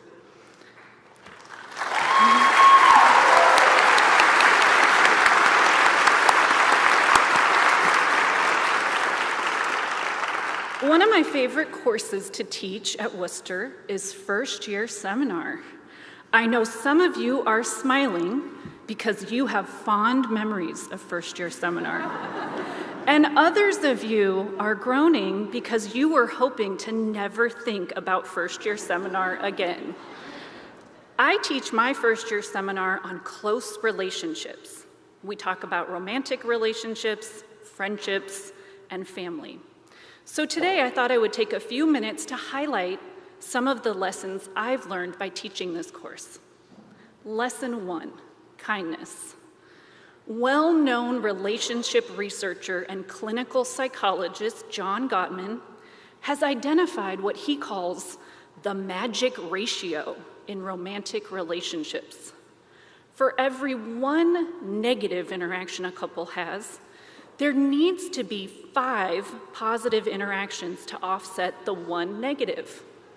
For every one time you tell your partner, "You are such a jerk," you need to tell them, "I love you. Thank you for doing the dishes.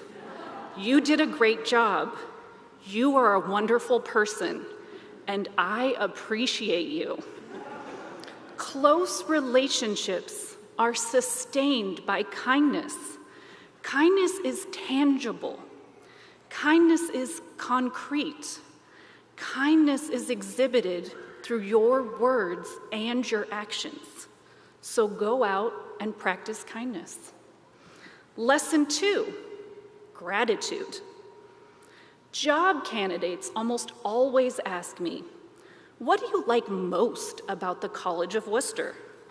And without hesitation, I answer, the students.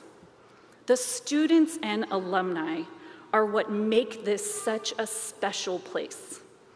In particular, it's the ease with which so many of my students express gratitude. Sometimes that gratitude comes in the form of a kind word from a student at the end of the semester. Even something as simple as, I really enjoyed your class, Dr. Garcia, can make my day. I am not an overly sentimental person. However, I have kept every note, every postcard, every thank you card sent to me by students and their families since starting at the college 16 years ago. I keep those expressions of gratitude to remind myself that what I value most as a professor is my mentoring relationship with my students. In first-year seminar, we read research that shows expressing gratitude has positive benefits for the person who is receiving it, the person who is expressing it, and their relationship. So don't hold back on your expressions of gratitude. Lesson 3, friendship.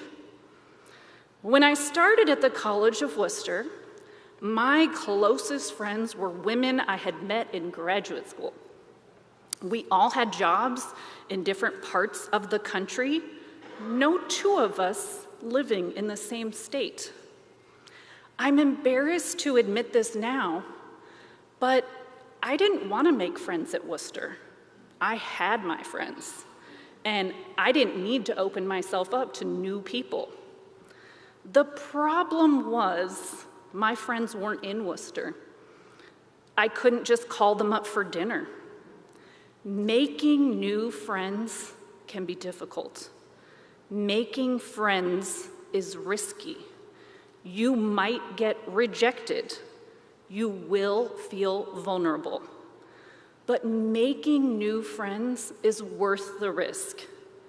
I had to give myself permission to make new friends and to realize I wasn't betraying my old friends by making new ones. In their book, Big Friendship, Anna Matusow and Anne Friedman write, you don't get to pick your family of origin or the place you grow up, but you do get to choose your friends. And those choices say something about the kind of world you want for yourself. So if you find yourself in a place without your old Wooster friends, go out and make some new ones. And as Grace said, I think there's an app for that. Author Ursula Le Guin observed, because you are human beings, you are going to meet failure. You are going to meet disappointment, injustice, betrayal, and irreparable loss. My experience tells me that the love and support of friends and family will not prevent you from having these negative experiences, but it will make them bearable. Big friendships, cultivated and nurtured by acts of kindness and gratitude, will help you create the kind of world you want for yourself. Congratulations, class of 2020. Welcome back. We've missed you.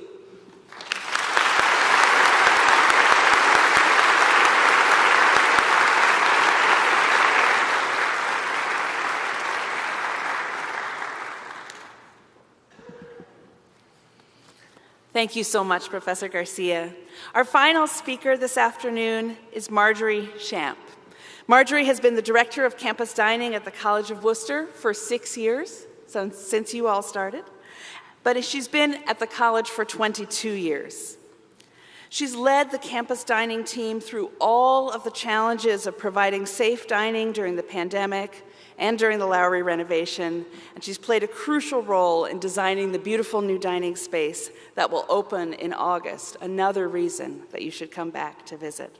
We're so fortunate for her wonderful and positive leadership through all of this complexity. Marjorie has a bachelor's degree in communications from Mount Union College in Alliance, Ohio, and is a 2017 graduate of Leadership Worcester. It's my pleasure and honor to welcome Marjorie Shamp.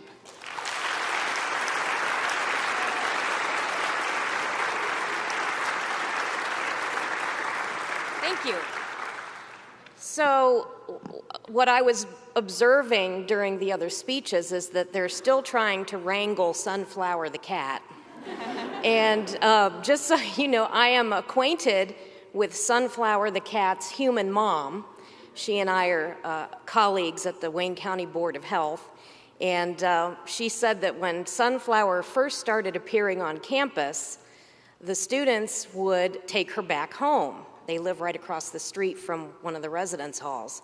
And but Sunflower is an indoor and outdoor cat, so it would just come right back because the students were petting it and giving her food, and so why wouldn't you want it? She discovered that the College of Wooster is a wonderful place. So that's why Sunflower is here today. So I want to thank you and President Bolton for asking me to address you today. While preparing my address, I started thinking about your time here at the college in relationship to my time here as well during that time frame, and I realized that your arrival on campus coincided with my first year as director of campus dining. So even though I had already worked here for many years, we all learned a lot together during that 4-year time frame. So I would like to share some of the parallels between us and the ways that you taught me while you were students here.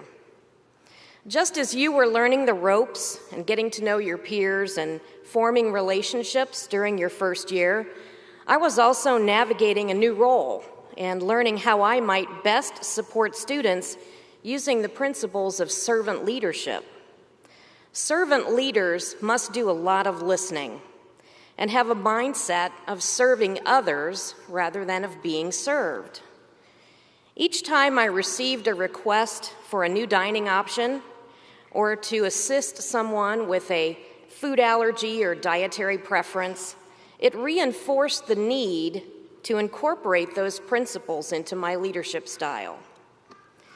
I also learned that campus dining is not just about food, but also about connections. Many of my staff members were touched to receive Arch medals, along with heartfelt notes expressing your appreciation for the care, support, and friendship that my staff provided, many times without even realizing they were doing it. Many of you have fond memories of Les Saunders playing piano in the Lowry Pit, or chatting with Al the cashier on the way out of the dining hall, or hearing, "Have a nice day, hun," from Eileen on the pizza station. So while a juicy burger or a well-made stir-fry is the goal, the person providing the meal is far more important. And sometimes it's just the little things that can make someone's day. College life can be stressful, and the dining hall is often an oasis where you can de-stress, fuel up, relax, and have fun. I'll never forget cleaning out the comment box one day and reading at least 30 comments about us not having apple crisp at dinner the night before. Or the time my email inbox was flooded overnight with impassioned pleas for me to add Fruity Pebbles to the cereal station, with one student proclaiming that it would literally be the highlight of their college career to make this happen. We made it happen. But perhaps the biggest lesson I learned was in March of 2020, and that was to be compassionate in the face of fear. Compassion for the student who just made it back to the US from abroad before the airlines closed all the flights from Europe. She had to isolate all alone in an empty building. My mom instincts took over. I grabbed some items from my home and picked her up some food and water and snacks and stood in the hallway chatting with her to make sure she was okay, even though at the time there were so many unknowns about this virus and fear was very high. Compassion for students observing Ramadan during that initial lockdown period when we had to limit dining hours and operate with just a skeleton crew. I drove through deserted streets to a Mediterranean market to buy halal groceries and baked them date walnut cakes so that hopefully they would have a little taste of home during the lockdown. So here we are, finally able to gather together to celebrate your academic achievements and look forward to whatever the future holds for all of us as we take next steps. I encourage you to see problems as opportunities instead of obstacles, to look for the lesson in each situation. Because as Ralph Waldo Emerson wrote, the purpose in life is not to be happy, it is to be useful, to be honorable, to be compassionate, and to have it make some difference that you have lived and lived well. Thank you.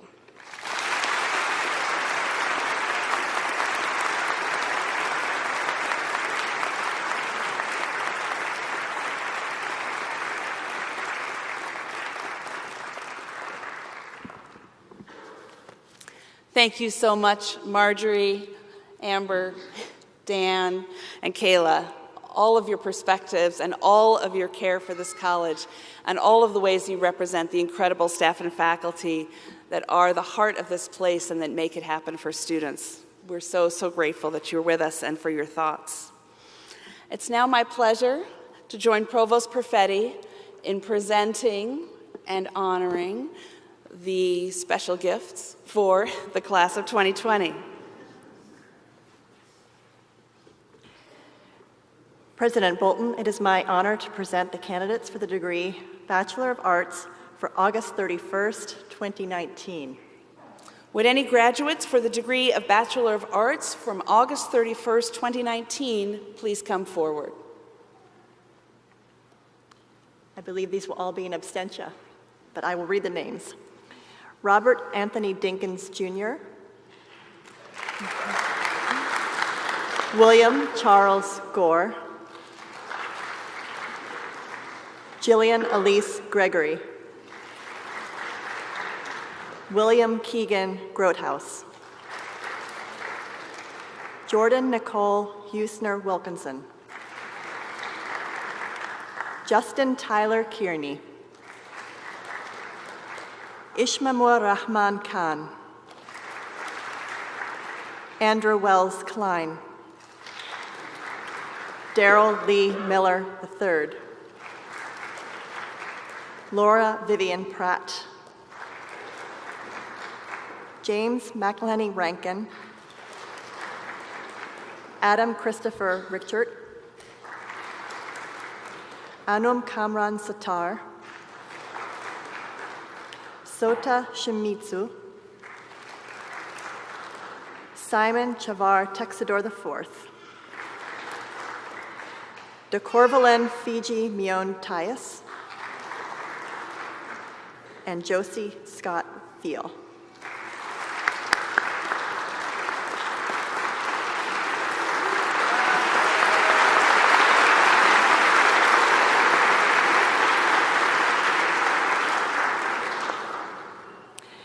President Bolton, it is now my honor to present the candidates for the degree Bachelor of Arts, Bachelor of Music, and Bachelor of Music Therapy for December 31st, 2019. And I believe we do have a couple of people present.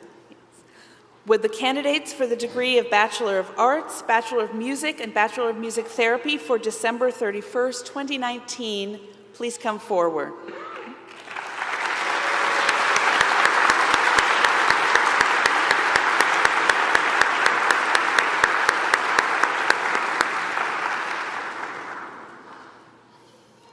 Ariana Elizabeth Collins in absentia. Samuel Elliott Corrigan in absentia. Josie Moreland Cotton in absentia. Jacob Cameron Denbo in absentia.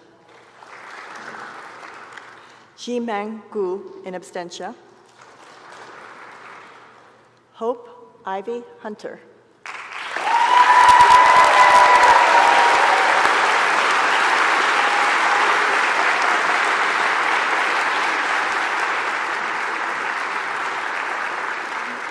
Benjamin Israel Jenkins in absentia. Gabriela Fisher Jokas in absentia. Ayush Alok Kumar Mishra in absentia. Nathan Augustus Morit in absentia. Philip Allen Plotkin in absentia. Sarah Isabel Shames in absentia. Nicholas William Shiak in absentia. Harrison Joseph Walls in absentia. Boyu Wu in absentia. Gabriela Angeles Paredes.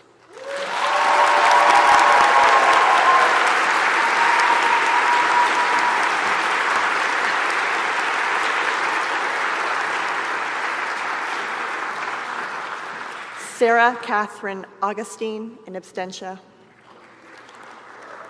Adam Lev Hirsch in absentia. And Madeline Jane Silver Riskin in absentia.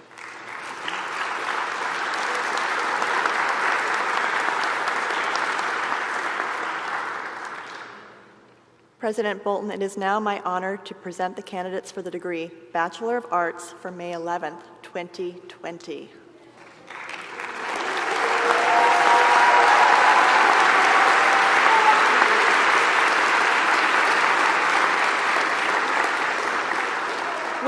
Would the candidates for the degree of Bachelor of Arts for May 11th, 2020, please come forward?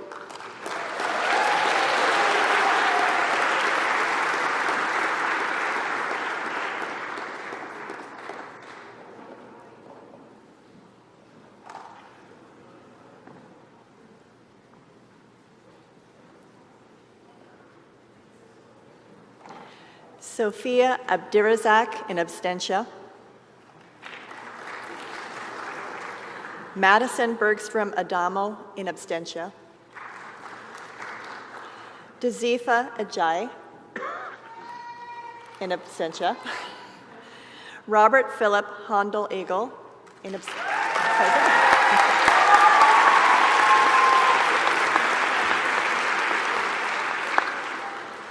Lauren Elizabeth Amon.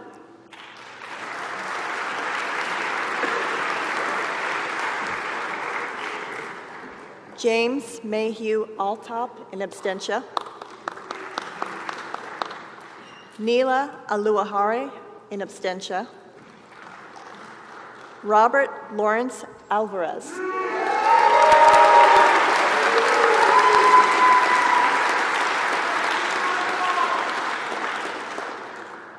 Abigail Elizabeth Ambrose.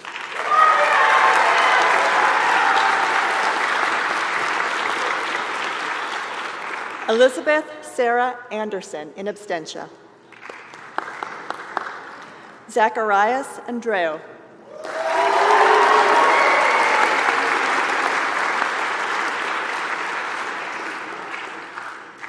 Michael Dalton Apple in absentia. Hannah E. Appleman.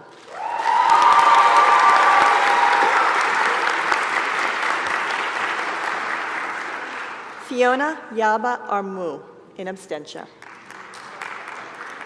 Alejandro Antonio Arriaga.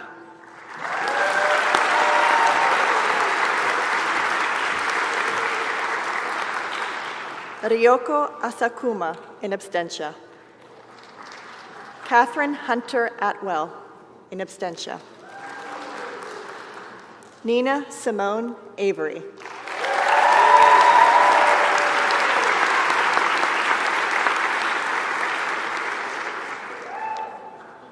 Hao Hong Bai, in absentia. Morgan Renee Bailey, in absentia. Yash Bahaj, in absentia. Katerina Baltusberger.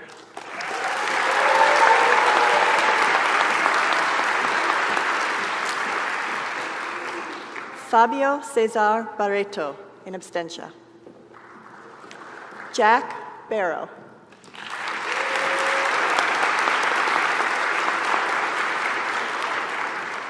Nicholas Bartow Brown.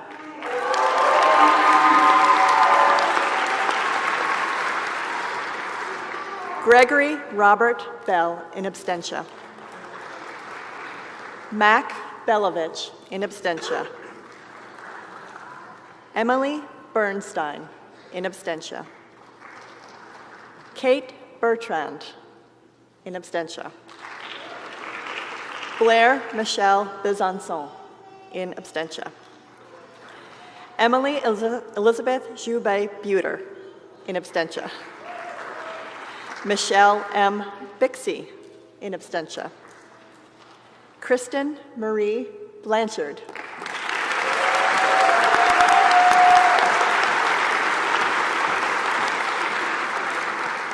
Benjamin Robert Blotner.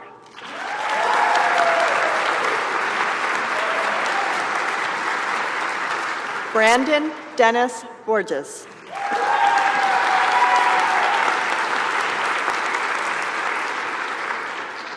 Bailey Nicole Bradshaw.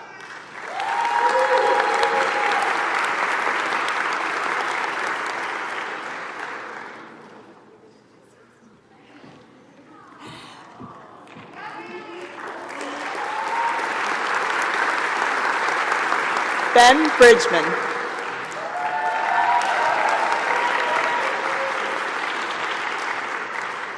Gemma Elizabeth Briggs.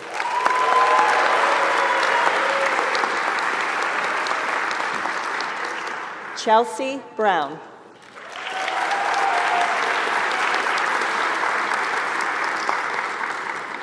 Ingrid Buckley.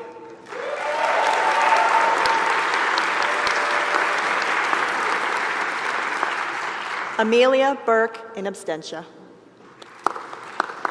Emmanuel Burton.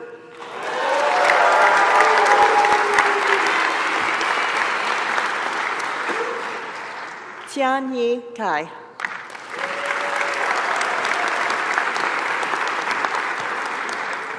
Imogen Campbell Hendricks, in absentia.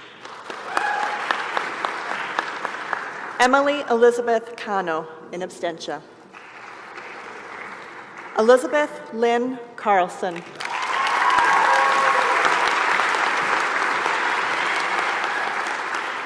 Casey Ann Carpenter, in absentia. Philip Carter.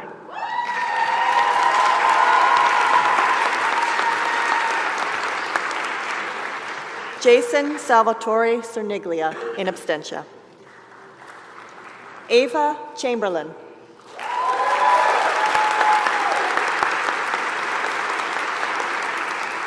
Robert Preston Chamberlain, in absentia.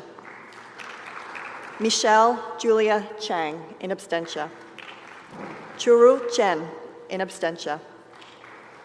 Adam Scott Clark, in absentia. Spencer Michael Kaufman.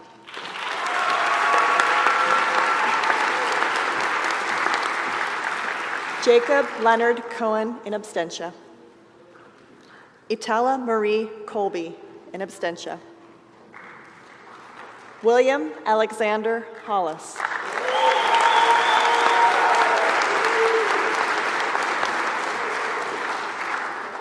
Matthew Thomas Conrad, in absentia. Jason Nicholas Constable, in absentia. Saran Conway, in absentia. Anna Marie Cook, in absentia. Audrey Rose Cordova.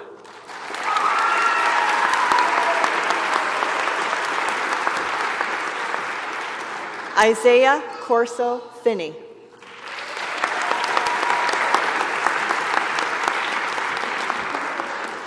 Emma Mary Martha Cotter.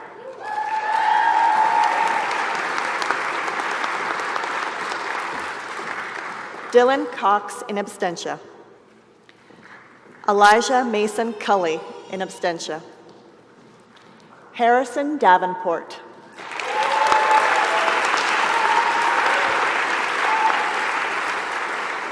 Claire Elizabeth Davis, in absentia. Emily Ann Davis.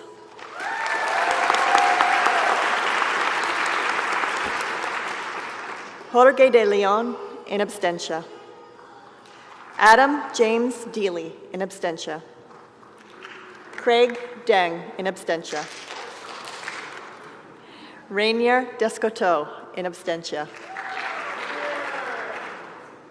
Nathan William Devereaux, in absentia. Antuk Din, in absentia.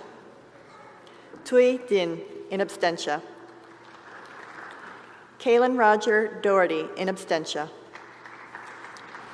Abigail Marie Donnellan, in absentia. Tristan Donahue.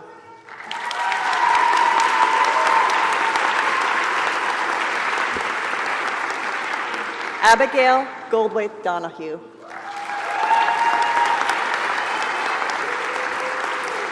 Alexander Dune.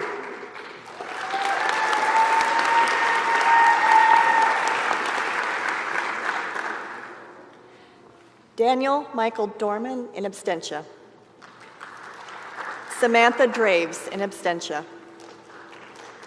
Robert Cassidy Driscoll, in absentia. Amber Dronebarger, in absentia. Harry R. Dunham, in absentia. Gustavo Duran, in absentia. Elise Echegaray.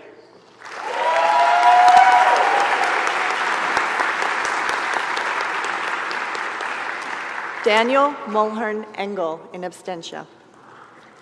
Henry Epling, in absentia. Oh, welcome. Glad you could make it, Henry.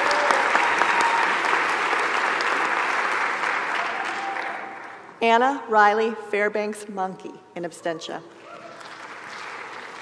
Morgan Renee Fodowski, in absentia.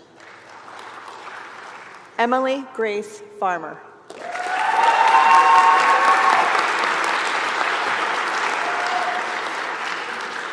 Jack R. Felch, in absentia. Madeline C. Ferguson, in absentia. Benjamin Arthur Furling.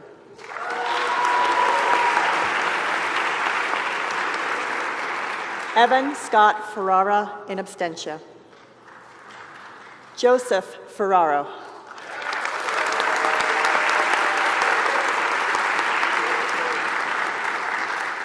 Sarah Marie Fixie, in absentia. Catherine Elizabeth Fiorito, in absentia. Heather Faust.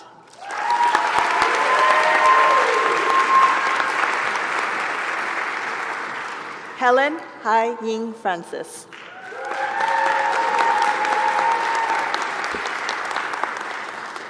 Daniel Grant Fraser, in absentia. Benjamin Fragi, in absentia. Daniel Peter Gale, in absentia. Emily Gamez, in absentia. Elizabeth G. Gangloff, in absentia. Nicholas Groves Gargaro, in absentia. Carson Clyde Geisler.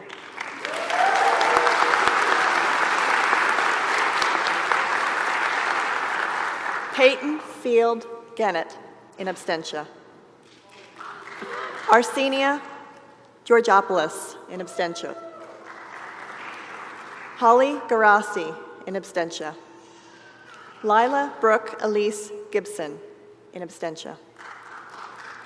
Eric Gilbert, in absentia. Aishu 6 Giriaju, in absentia. Nicholas Kane Godsey, in absentia. Erica Alma Getz, in absentia. Reed Thomas Golnick, in absentia. Mackenzie Goltz, in absentia. Scotty Gordon, in absentia. Hannah Margarita Gratchen, in absentia. Samantha Myers Green.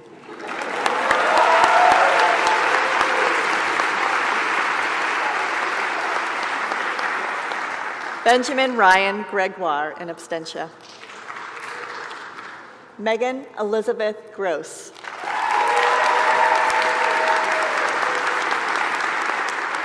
Jennifer Grossman, in absentia. Anushka Gupta.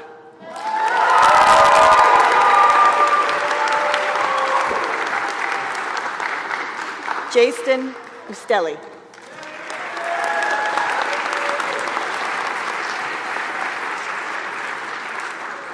Manal Fatima Habib, in absentia. Kelsey Taylor Hall, in absentia. Emma Riley Hambright, in absentia. Alyssa Renee Ham.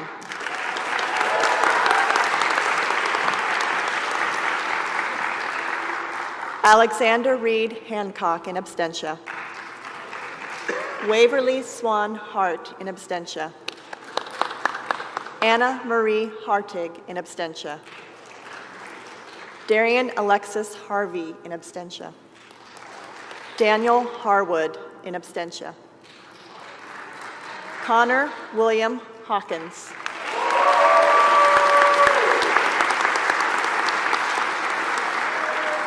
Dakota Shaw Hayes, in absentia. Efwa Aferiba Hayford, in absentia. Malik Jordan Hurst.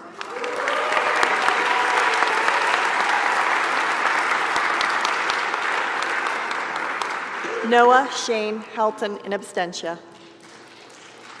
Daniel Hempy, in absentia. Carlos Hernandez Maldonado, in absentia. Benjamin Joseph Hessman, in absentia. Isadora Marie Hetrick, in absentia. Stephanie Victoria Hilton, in absentia. James M. Hinton, in absentia. Hannah Hirsch, in absentia. Savannah M. Hitlin, in absentia. Pyongang Hong, in absentia. Rebecca Hopkins.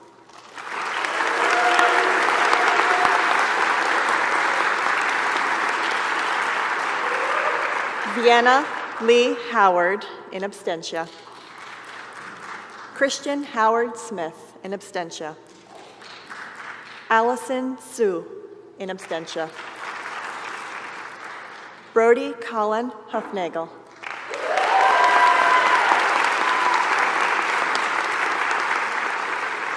Cyrus Houlihan, in absentia. Nicholas Keaton Hull, in absentia. Robert Earl Hunt, in absentia. Nicholas James Hunter.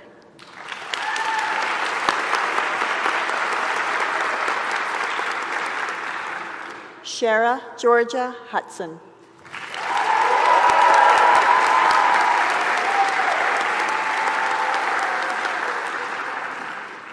V. Win, in absentia. Alex Wong, in abstention. Tyler Patrick Iverson, in absentia. Anna James.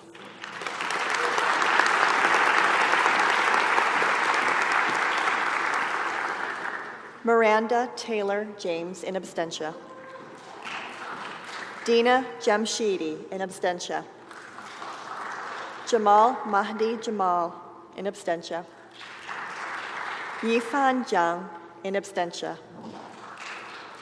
Alexandria Joyner.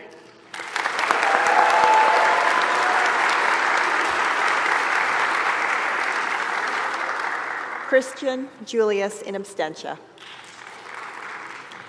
Eliana Rebecca Khan.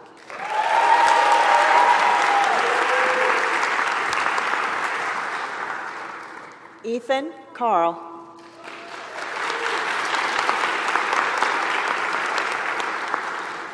Connor Thomas Kalish, in absentia. Minju Kang, in absentia.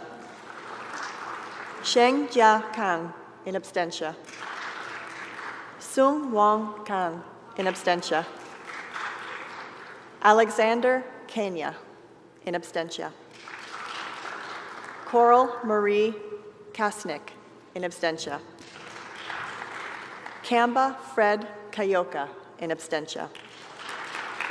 Yu Shuang Katie Ki, in absentia. Cormac Summer Kelly.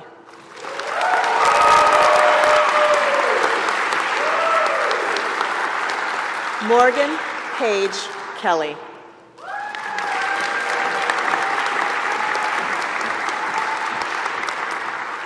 Caitlin Grace Karzan, in absentia. Nashmia Khan, in absentia. Caitlin Manal Kayat.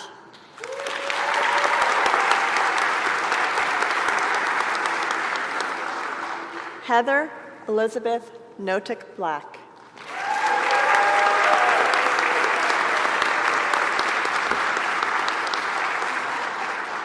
Ju Young Ko, in absentia.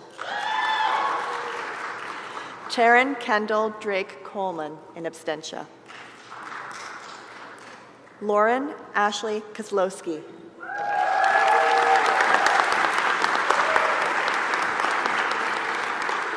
Cullen Edward Kuhn, in absentia. Alexis Lanier.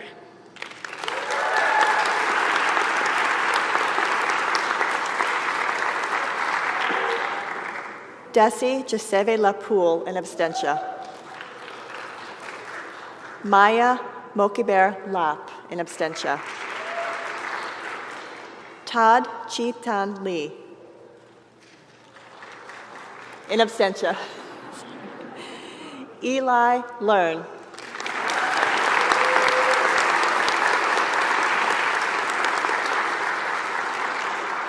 Sung Yon Lee, in absentia.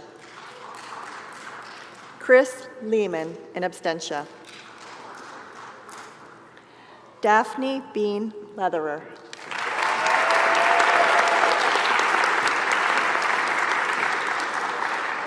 Nathan Robert Levesque, in absentia.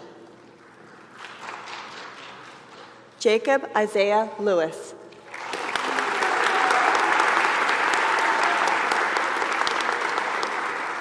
Mu Yao Lee, in absentia. Joy Lee.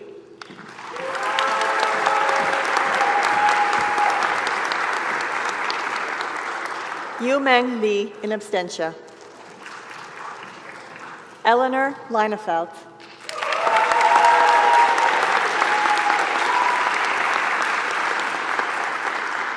Chloe Litz, in absentia. Kendall Lee Lloyd, in absentia. Courtney Carlise Dolores Lockhart, in absentia. Kathleen Marie Sweeney Loftus.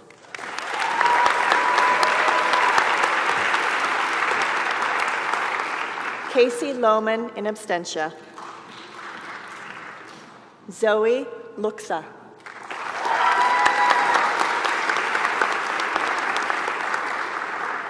Sierra Lyons, in absentia. Catherine McDonald.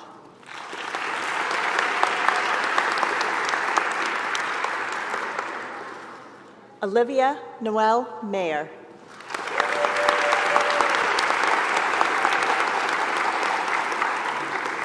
Matt Mahoney White.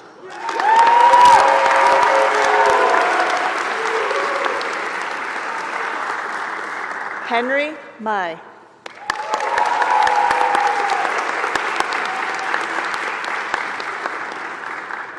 Elizabeth Main.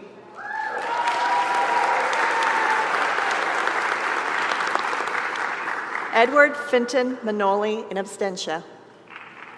Gianmarco Artur Martignetti in absentia. Nidus Martilionis in absentia. Matt Mays.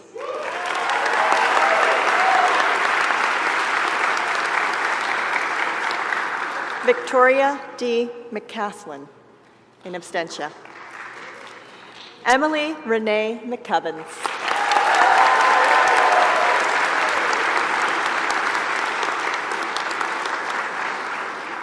Stephen McGarry.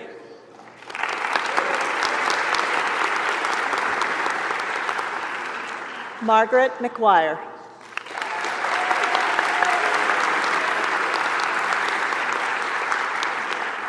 Grady Michael McHugh.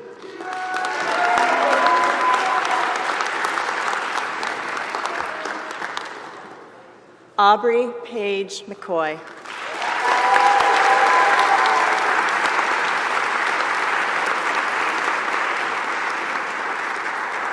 Mary Grace McLaughlin in absentia.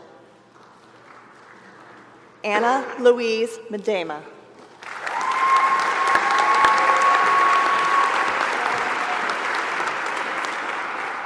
Juliet Marriott in absentia. Eleni Miniotu in absentia. Cameron Linton Miller.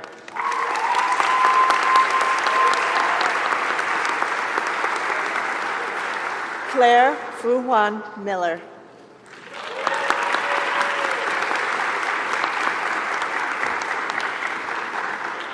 Kevin Allen Miller in absentia.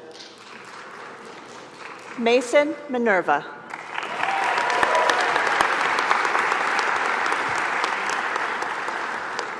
Garji Mishra.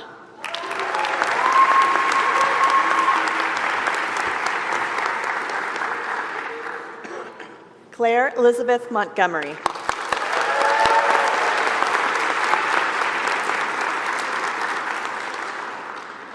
Julia Grace Montgomery.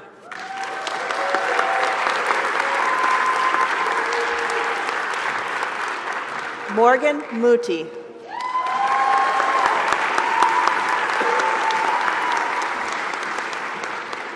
Riley Moreau.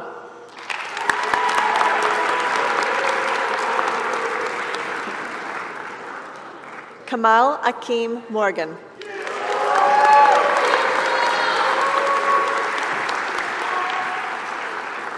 Clark Donald Morin in absentia. Alexander David Morris in absentia. Gloria Best Murray in absentia. Casey Elizabeth Muthiora.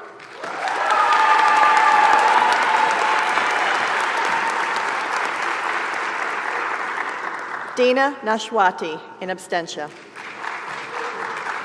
Garima Nayar in absentia. Bao Chao Nguyen in absentia. Tam Min Nguyen in absentia. Elise Marie Nikolich in absentia. Reese Niner in absentia. Kelsey Marie Nolan in absentia. John Patrick Nugent.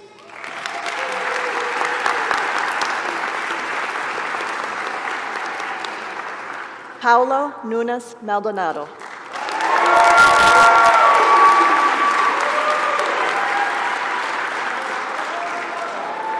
Grace Cora O'Leary.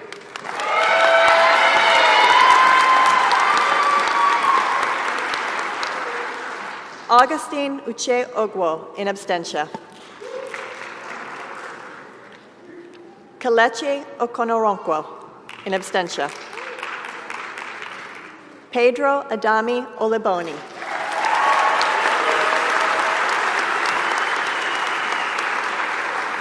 Kylie J. Orr, in absentia. Kevin Vincent Ortiz, in absentia. Mackenzie Owen.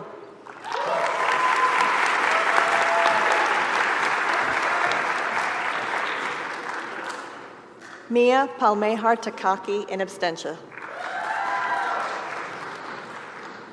Corey Alexis Palmer.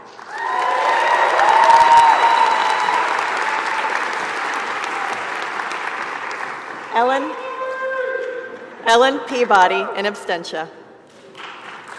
Andrew Newcomb Peacock, in absentia. Avery Elizabeth Pearson.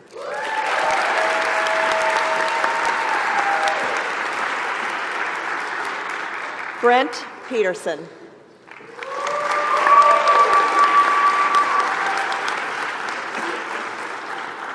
Timothy Stephen Perales.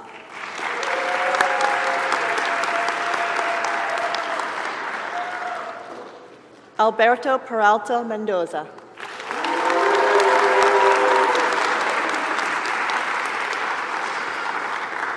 Scott Walter Perkins, in absentia. Kira Isabel Perlmutter.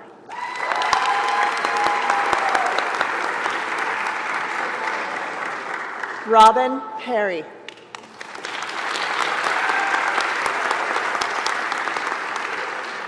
Aspen Roth Peshek, in absentia. John Demetrios Peterson, in absentia. Marco Francis Petikcha, in absentia. Aiden Daniel Pettit, in absentia. Cooper Pewitt, in absentia. David McCulloch Pfeffer, in absentia.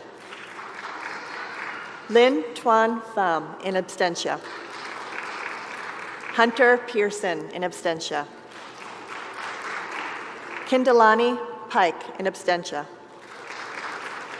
Noah Benjamin Plotkin, in absentia. Olivia Poindexter, in absentia. Kwame Birchie Poku Achampong, in absentia. Cleo Potter.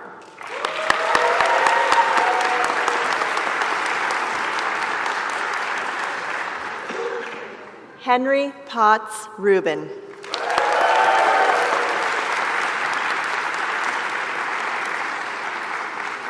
Frederick Finley Pritchard, in absentia. Hannah Rose Prokop, in absentia. Charles Lind Quigley.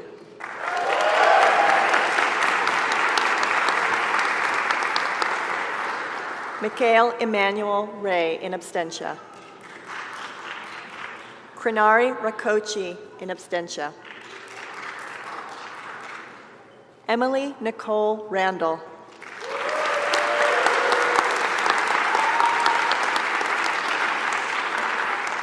Katie Elizabeth Reese, in absentia. John Paul Wetzel Richard.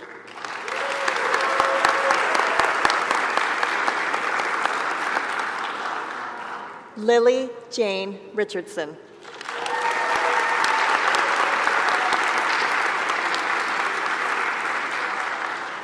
Ian Racoy, in absentia.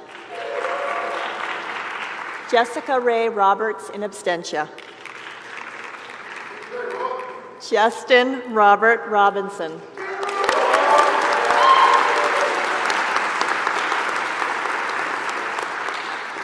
Marco Roccato, in absentia. Max Rochester, in absentia. Fatima Leticia Rodriguez, in absentia. Jared Howard Rogers, in absentia. Kevin Andrew Rolfe, in absentia. Marina Ray Roski, in absentia. Nicholas Rosner, in absentia. Noel Rossi, in absentia. Sophia Marie Ravenko in absentia. Dania Mashun Ruffin in absentia. Nina Ruth Hooper Roosmore in absentia. Moyo Salio.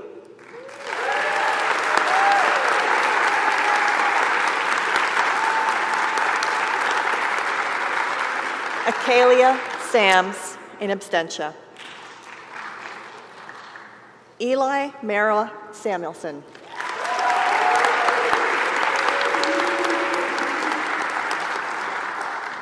Christian Michael Santos.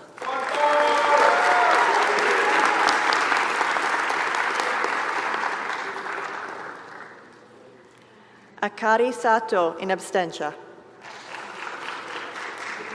Brianna Schmidt.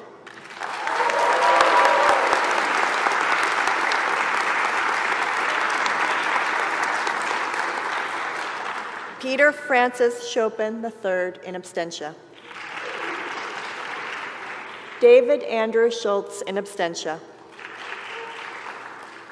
Catherine Schwab in absentia. Kay Schwab in absentia.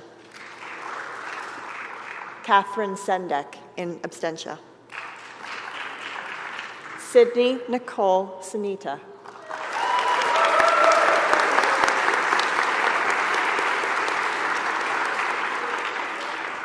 Crystal Sermon.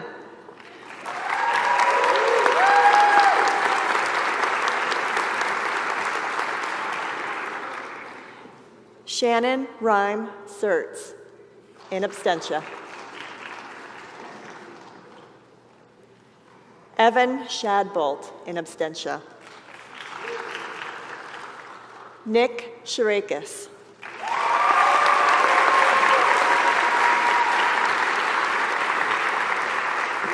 Hope Catherine Siegel in absentia. Margaret Maeve Simmering in absentia. Lehman William Simpson.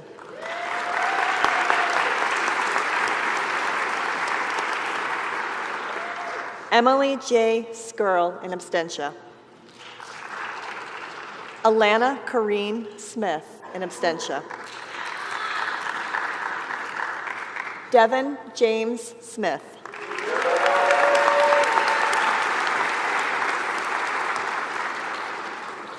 Madeline Smith in absentia.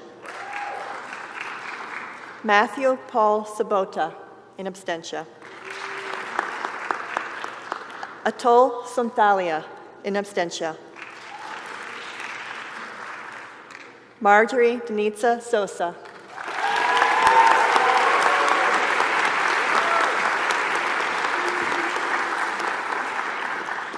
William Blake Sutherland II in absentia. Aaron Wade Spidell in absentia. Elizabeth Sophia Stanis in absentia. Shay Steele.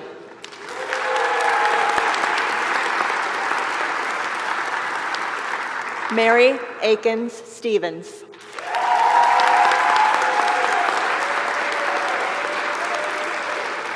Jacob Thomas Stewart in absentia. Emily Elizabeth Storr in absentia. Nicholas James Strausbaugh in absentia. Katie Strickert in absentia. Sarah Stutler.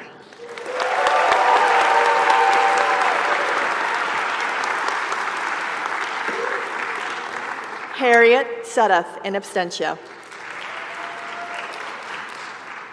Emily Sierra Sullivan.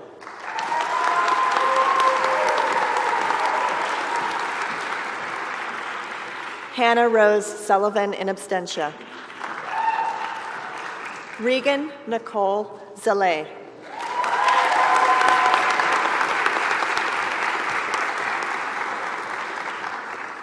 Alyssa N. Tarrant in absentia. Akash Thapa, in absentia. Claire Margaret Thompson, in absentia. Catherine Grace Thurston Griswold.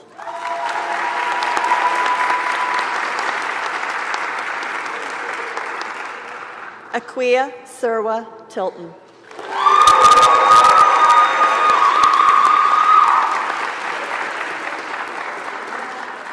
Garrett S.D. Tinline, in absentia. Trenton Jacob Tipton, in absentia. Rachel Tomei, in absentia. Hugh Phuoc Tran, in absentia. Samantha Taylor Tromba.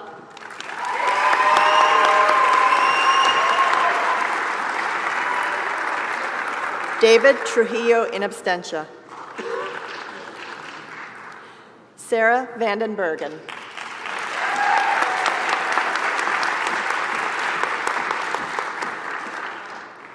Audrey Vandervelde.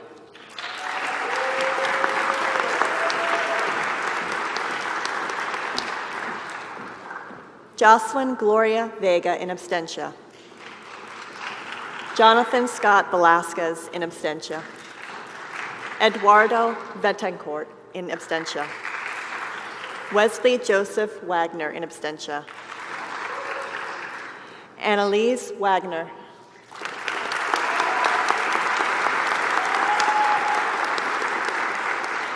Addison Wanner, in absentia.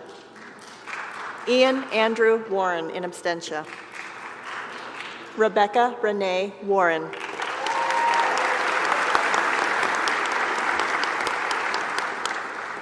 Eric Franklin Wasserzug, in absentia. Michaela Watson, in absentia. Sierra Weir.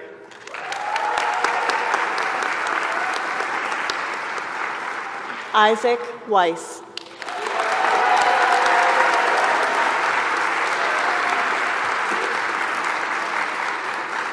Kira Simpson Weiss, in absentia. Megan Wells.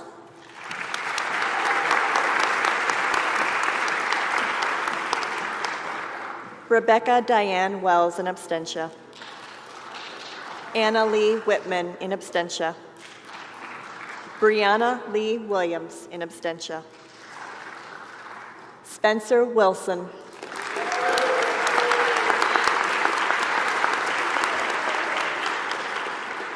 Harrison Stowe Whitward Dukes, in absentia. Taylor Mackenzie Wood, in absentia. Adria Woodruff, in absentia. Chen Wu.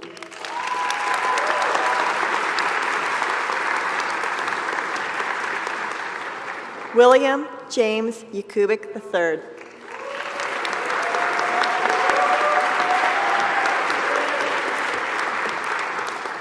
Darren Yim.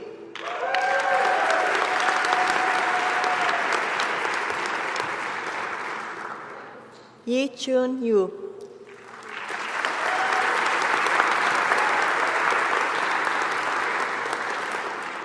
Kaiser Hassan Zaidi.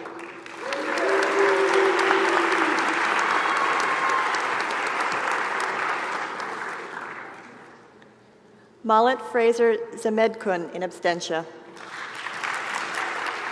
Yin Si Jiao, in absentia. Sarah E. Zidek, in absentia. Daniel Edwin Zukolowski, in absentia. President Bolton, it is now my honor to present the candidates for the degrees of Bachelor of Music, Bachelor of Music Education, and Bachelor of Music Therapy for May 11th, 2020. Would the candidates for the degrees of Bachelor of Music, Bachelor of Music Education, and Bachelor of Music Therapy for May 11th, 2020, please come forward. Neva Durevsky, in absentia. Brendan McBride.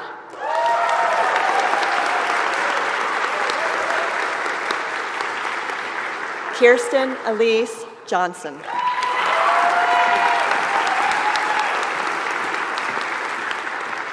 Benjamin Shetter.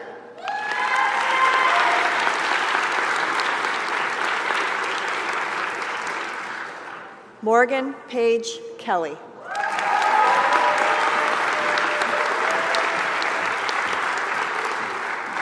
And Olivia Elena Lawrence in absentia.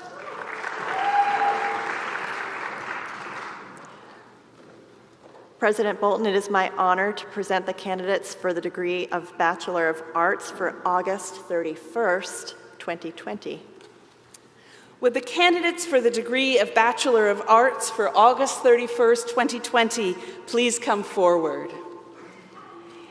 Andrea Joanna Wichert Arts.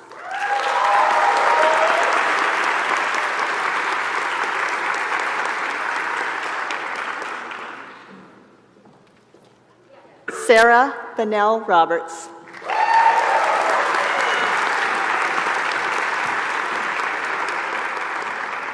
Dandre Brown.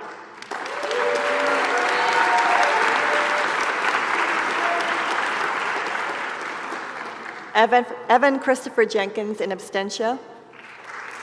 Jacob Adam Lautman in absentia. Isaiah Logan in absentia. Gabrielle Anna Marlowe in absentia. Daniel Osai.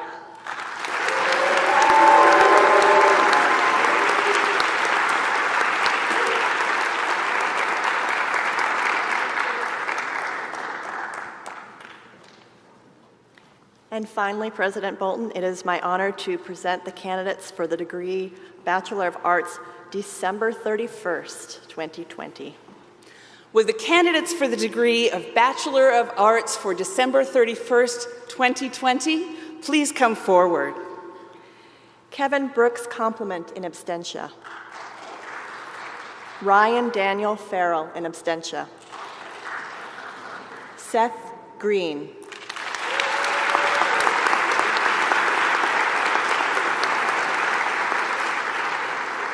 Evan Xavier Jackson.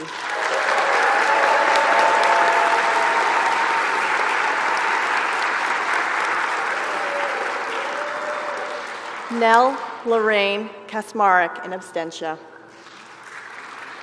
Braxton Wayne McDonald in absentia.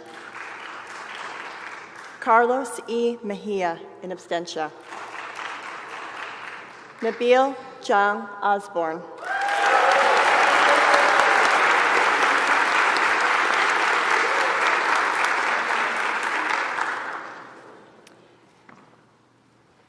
Crystal Dominique Sermon. I believe we already greeted her. Then this must be Kobe Grace Worsler.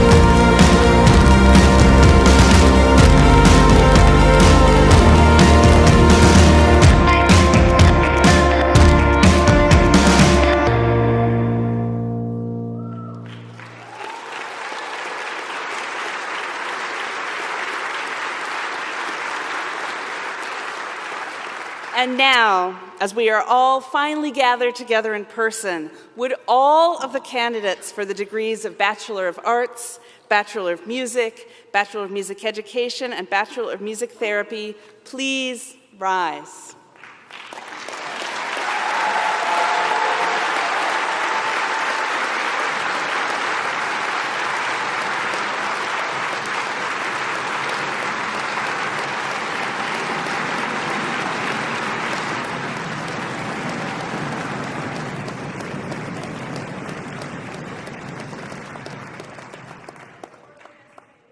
By the state of Ohio and by vote of our faculty and board of trustees, I hereby confer upon you individually and collectively your respective degrees, Bachelor of Arts, Bachelor of Music, Bachelor of Music Education, or Bachelor of Music Therapy, with all of the rights and privileges pertaining thereunto.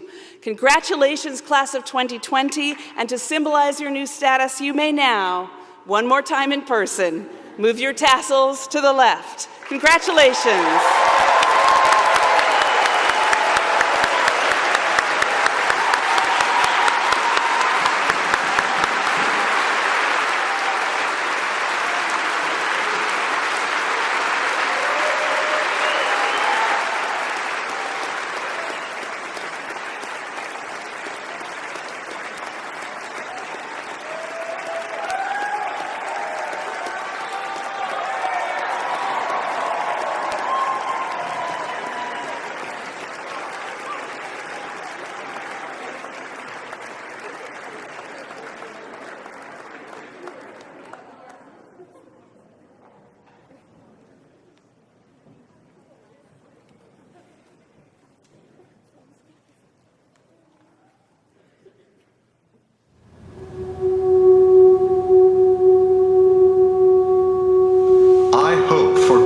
Understanding between people.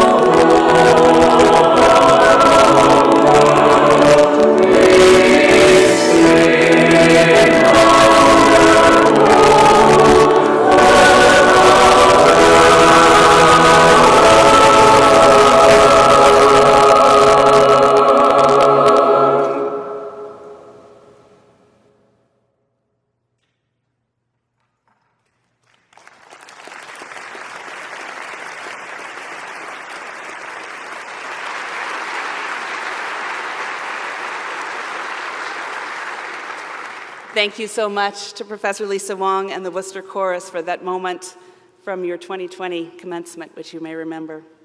It's now my pleasure to introduce Chadwick Smith, class of 2017, who will share with us a benediction.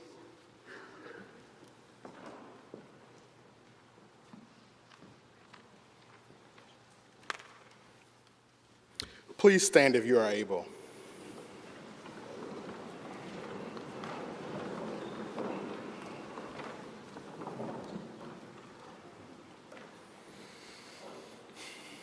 And now for your benediction.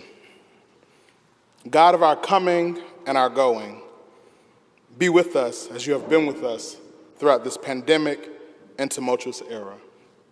Keep our minds, bodies, and souls in good health. Teach us what it means to truly work toward a world of peace, free from war, strife, and systems of oppression. God of our yesterday, today, and tomorrow. None of us know what the future holds, but we do know who holds it.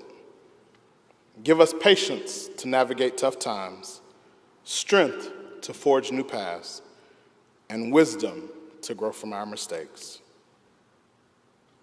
God of our breakups and our makeups, we've gained, lost, and regained friends, partners, and loved ones since our last time here. Fix our broken relationships, heal our hurts and our wounds, and show us new ways to love and care for each other. And finally, God of the unconventional, just as you did for Moses and the Hebrews by parting the Red Sea, Jesus and the 5,000 by providing fish and loaves of bread, and Muhammad and his soldiers at the Battle of Tabuk, do for us the things that defy logic, go beyond our expectation, and expand our reality. Class of 2020, the Lord bless you and keep you. The Lord make his face shine upon you and be gracious to you. The Lord lift up his countenance upon you and give you peace. Or as one of my favorite singers, Twinkle Clark, says, may the Lord God bless you real good. Amen.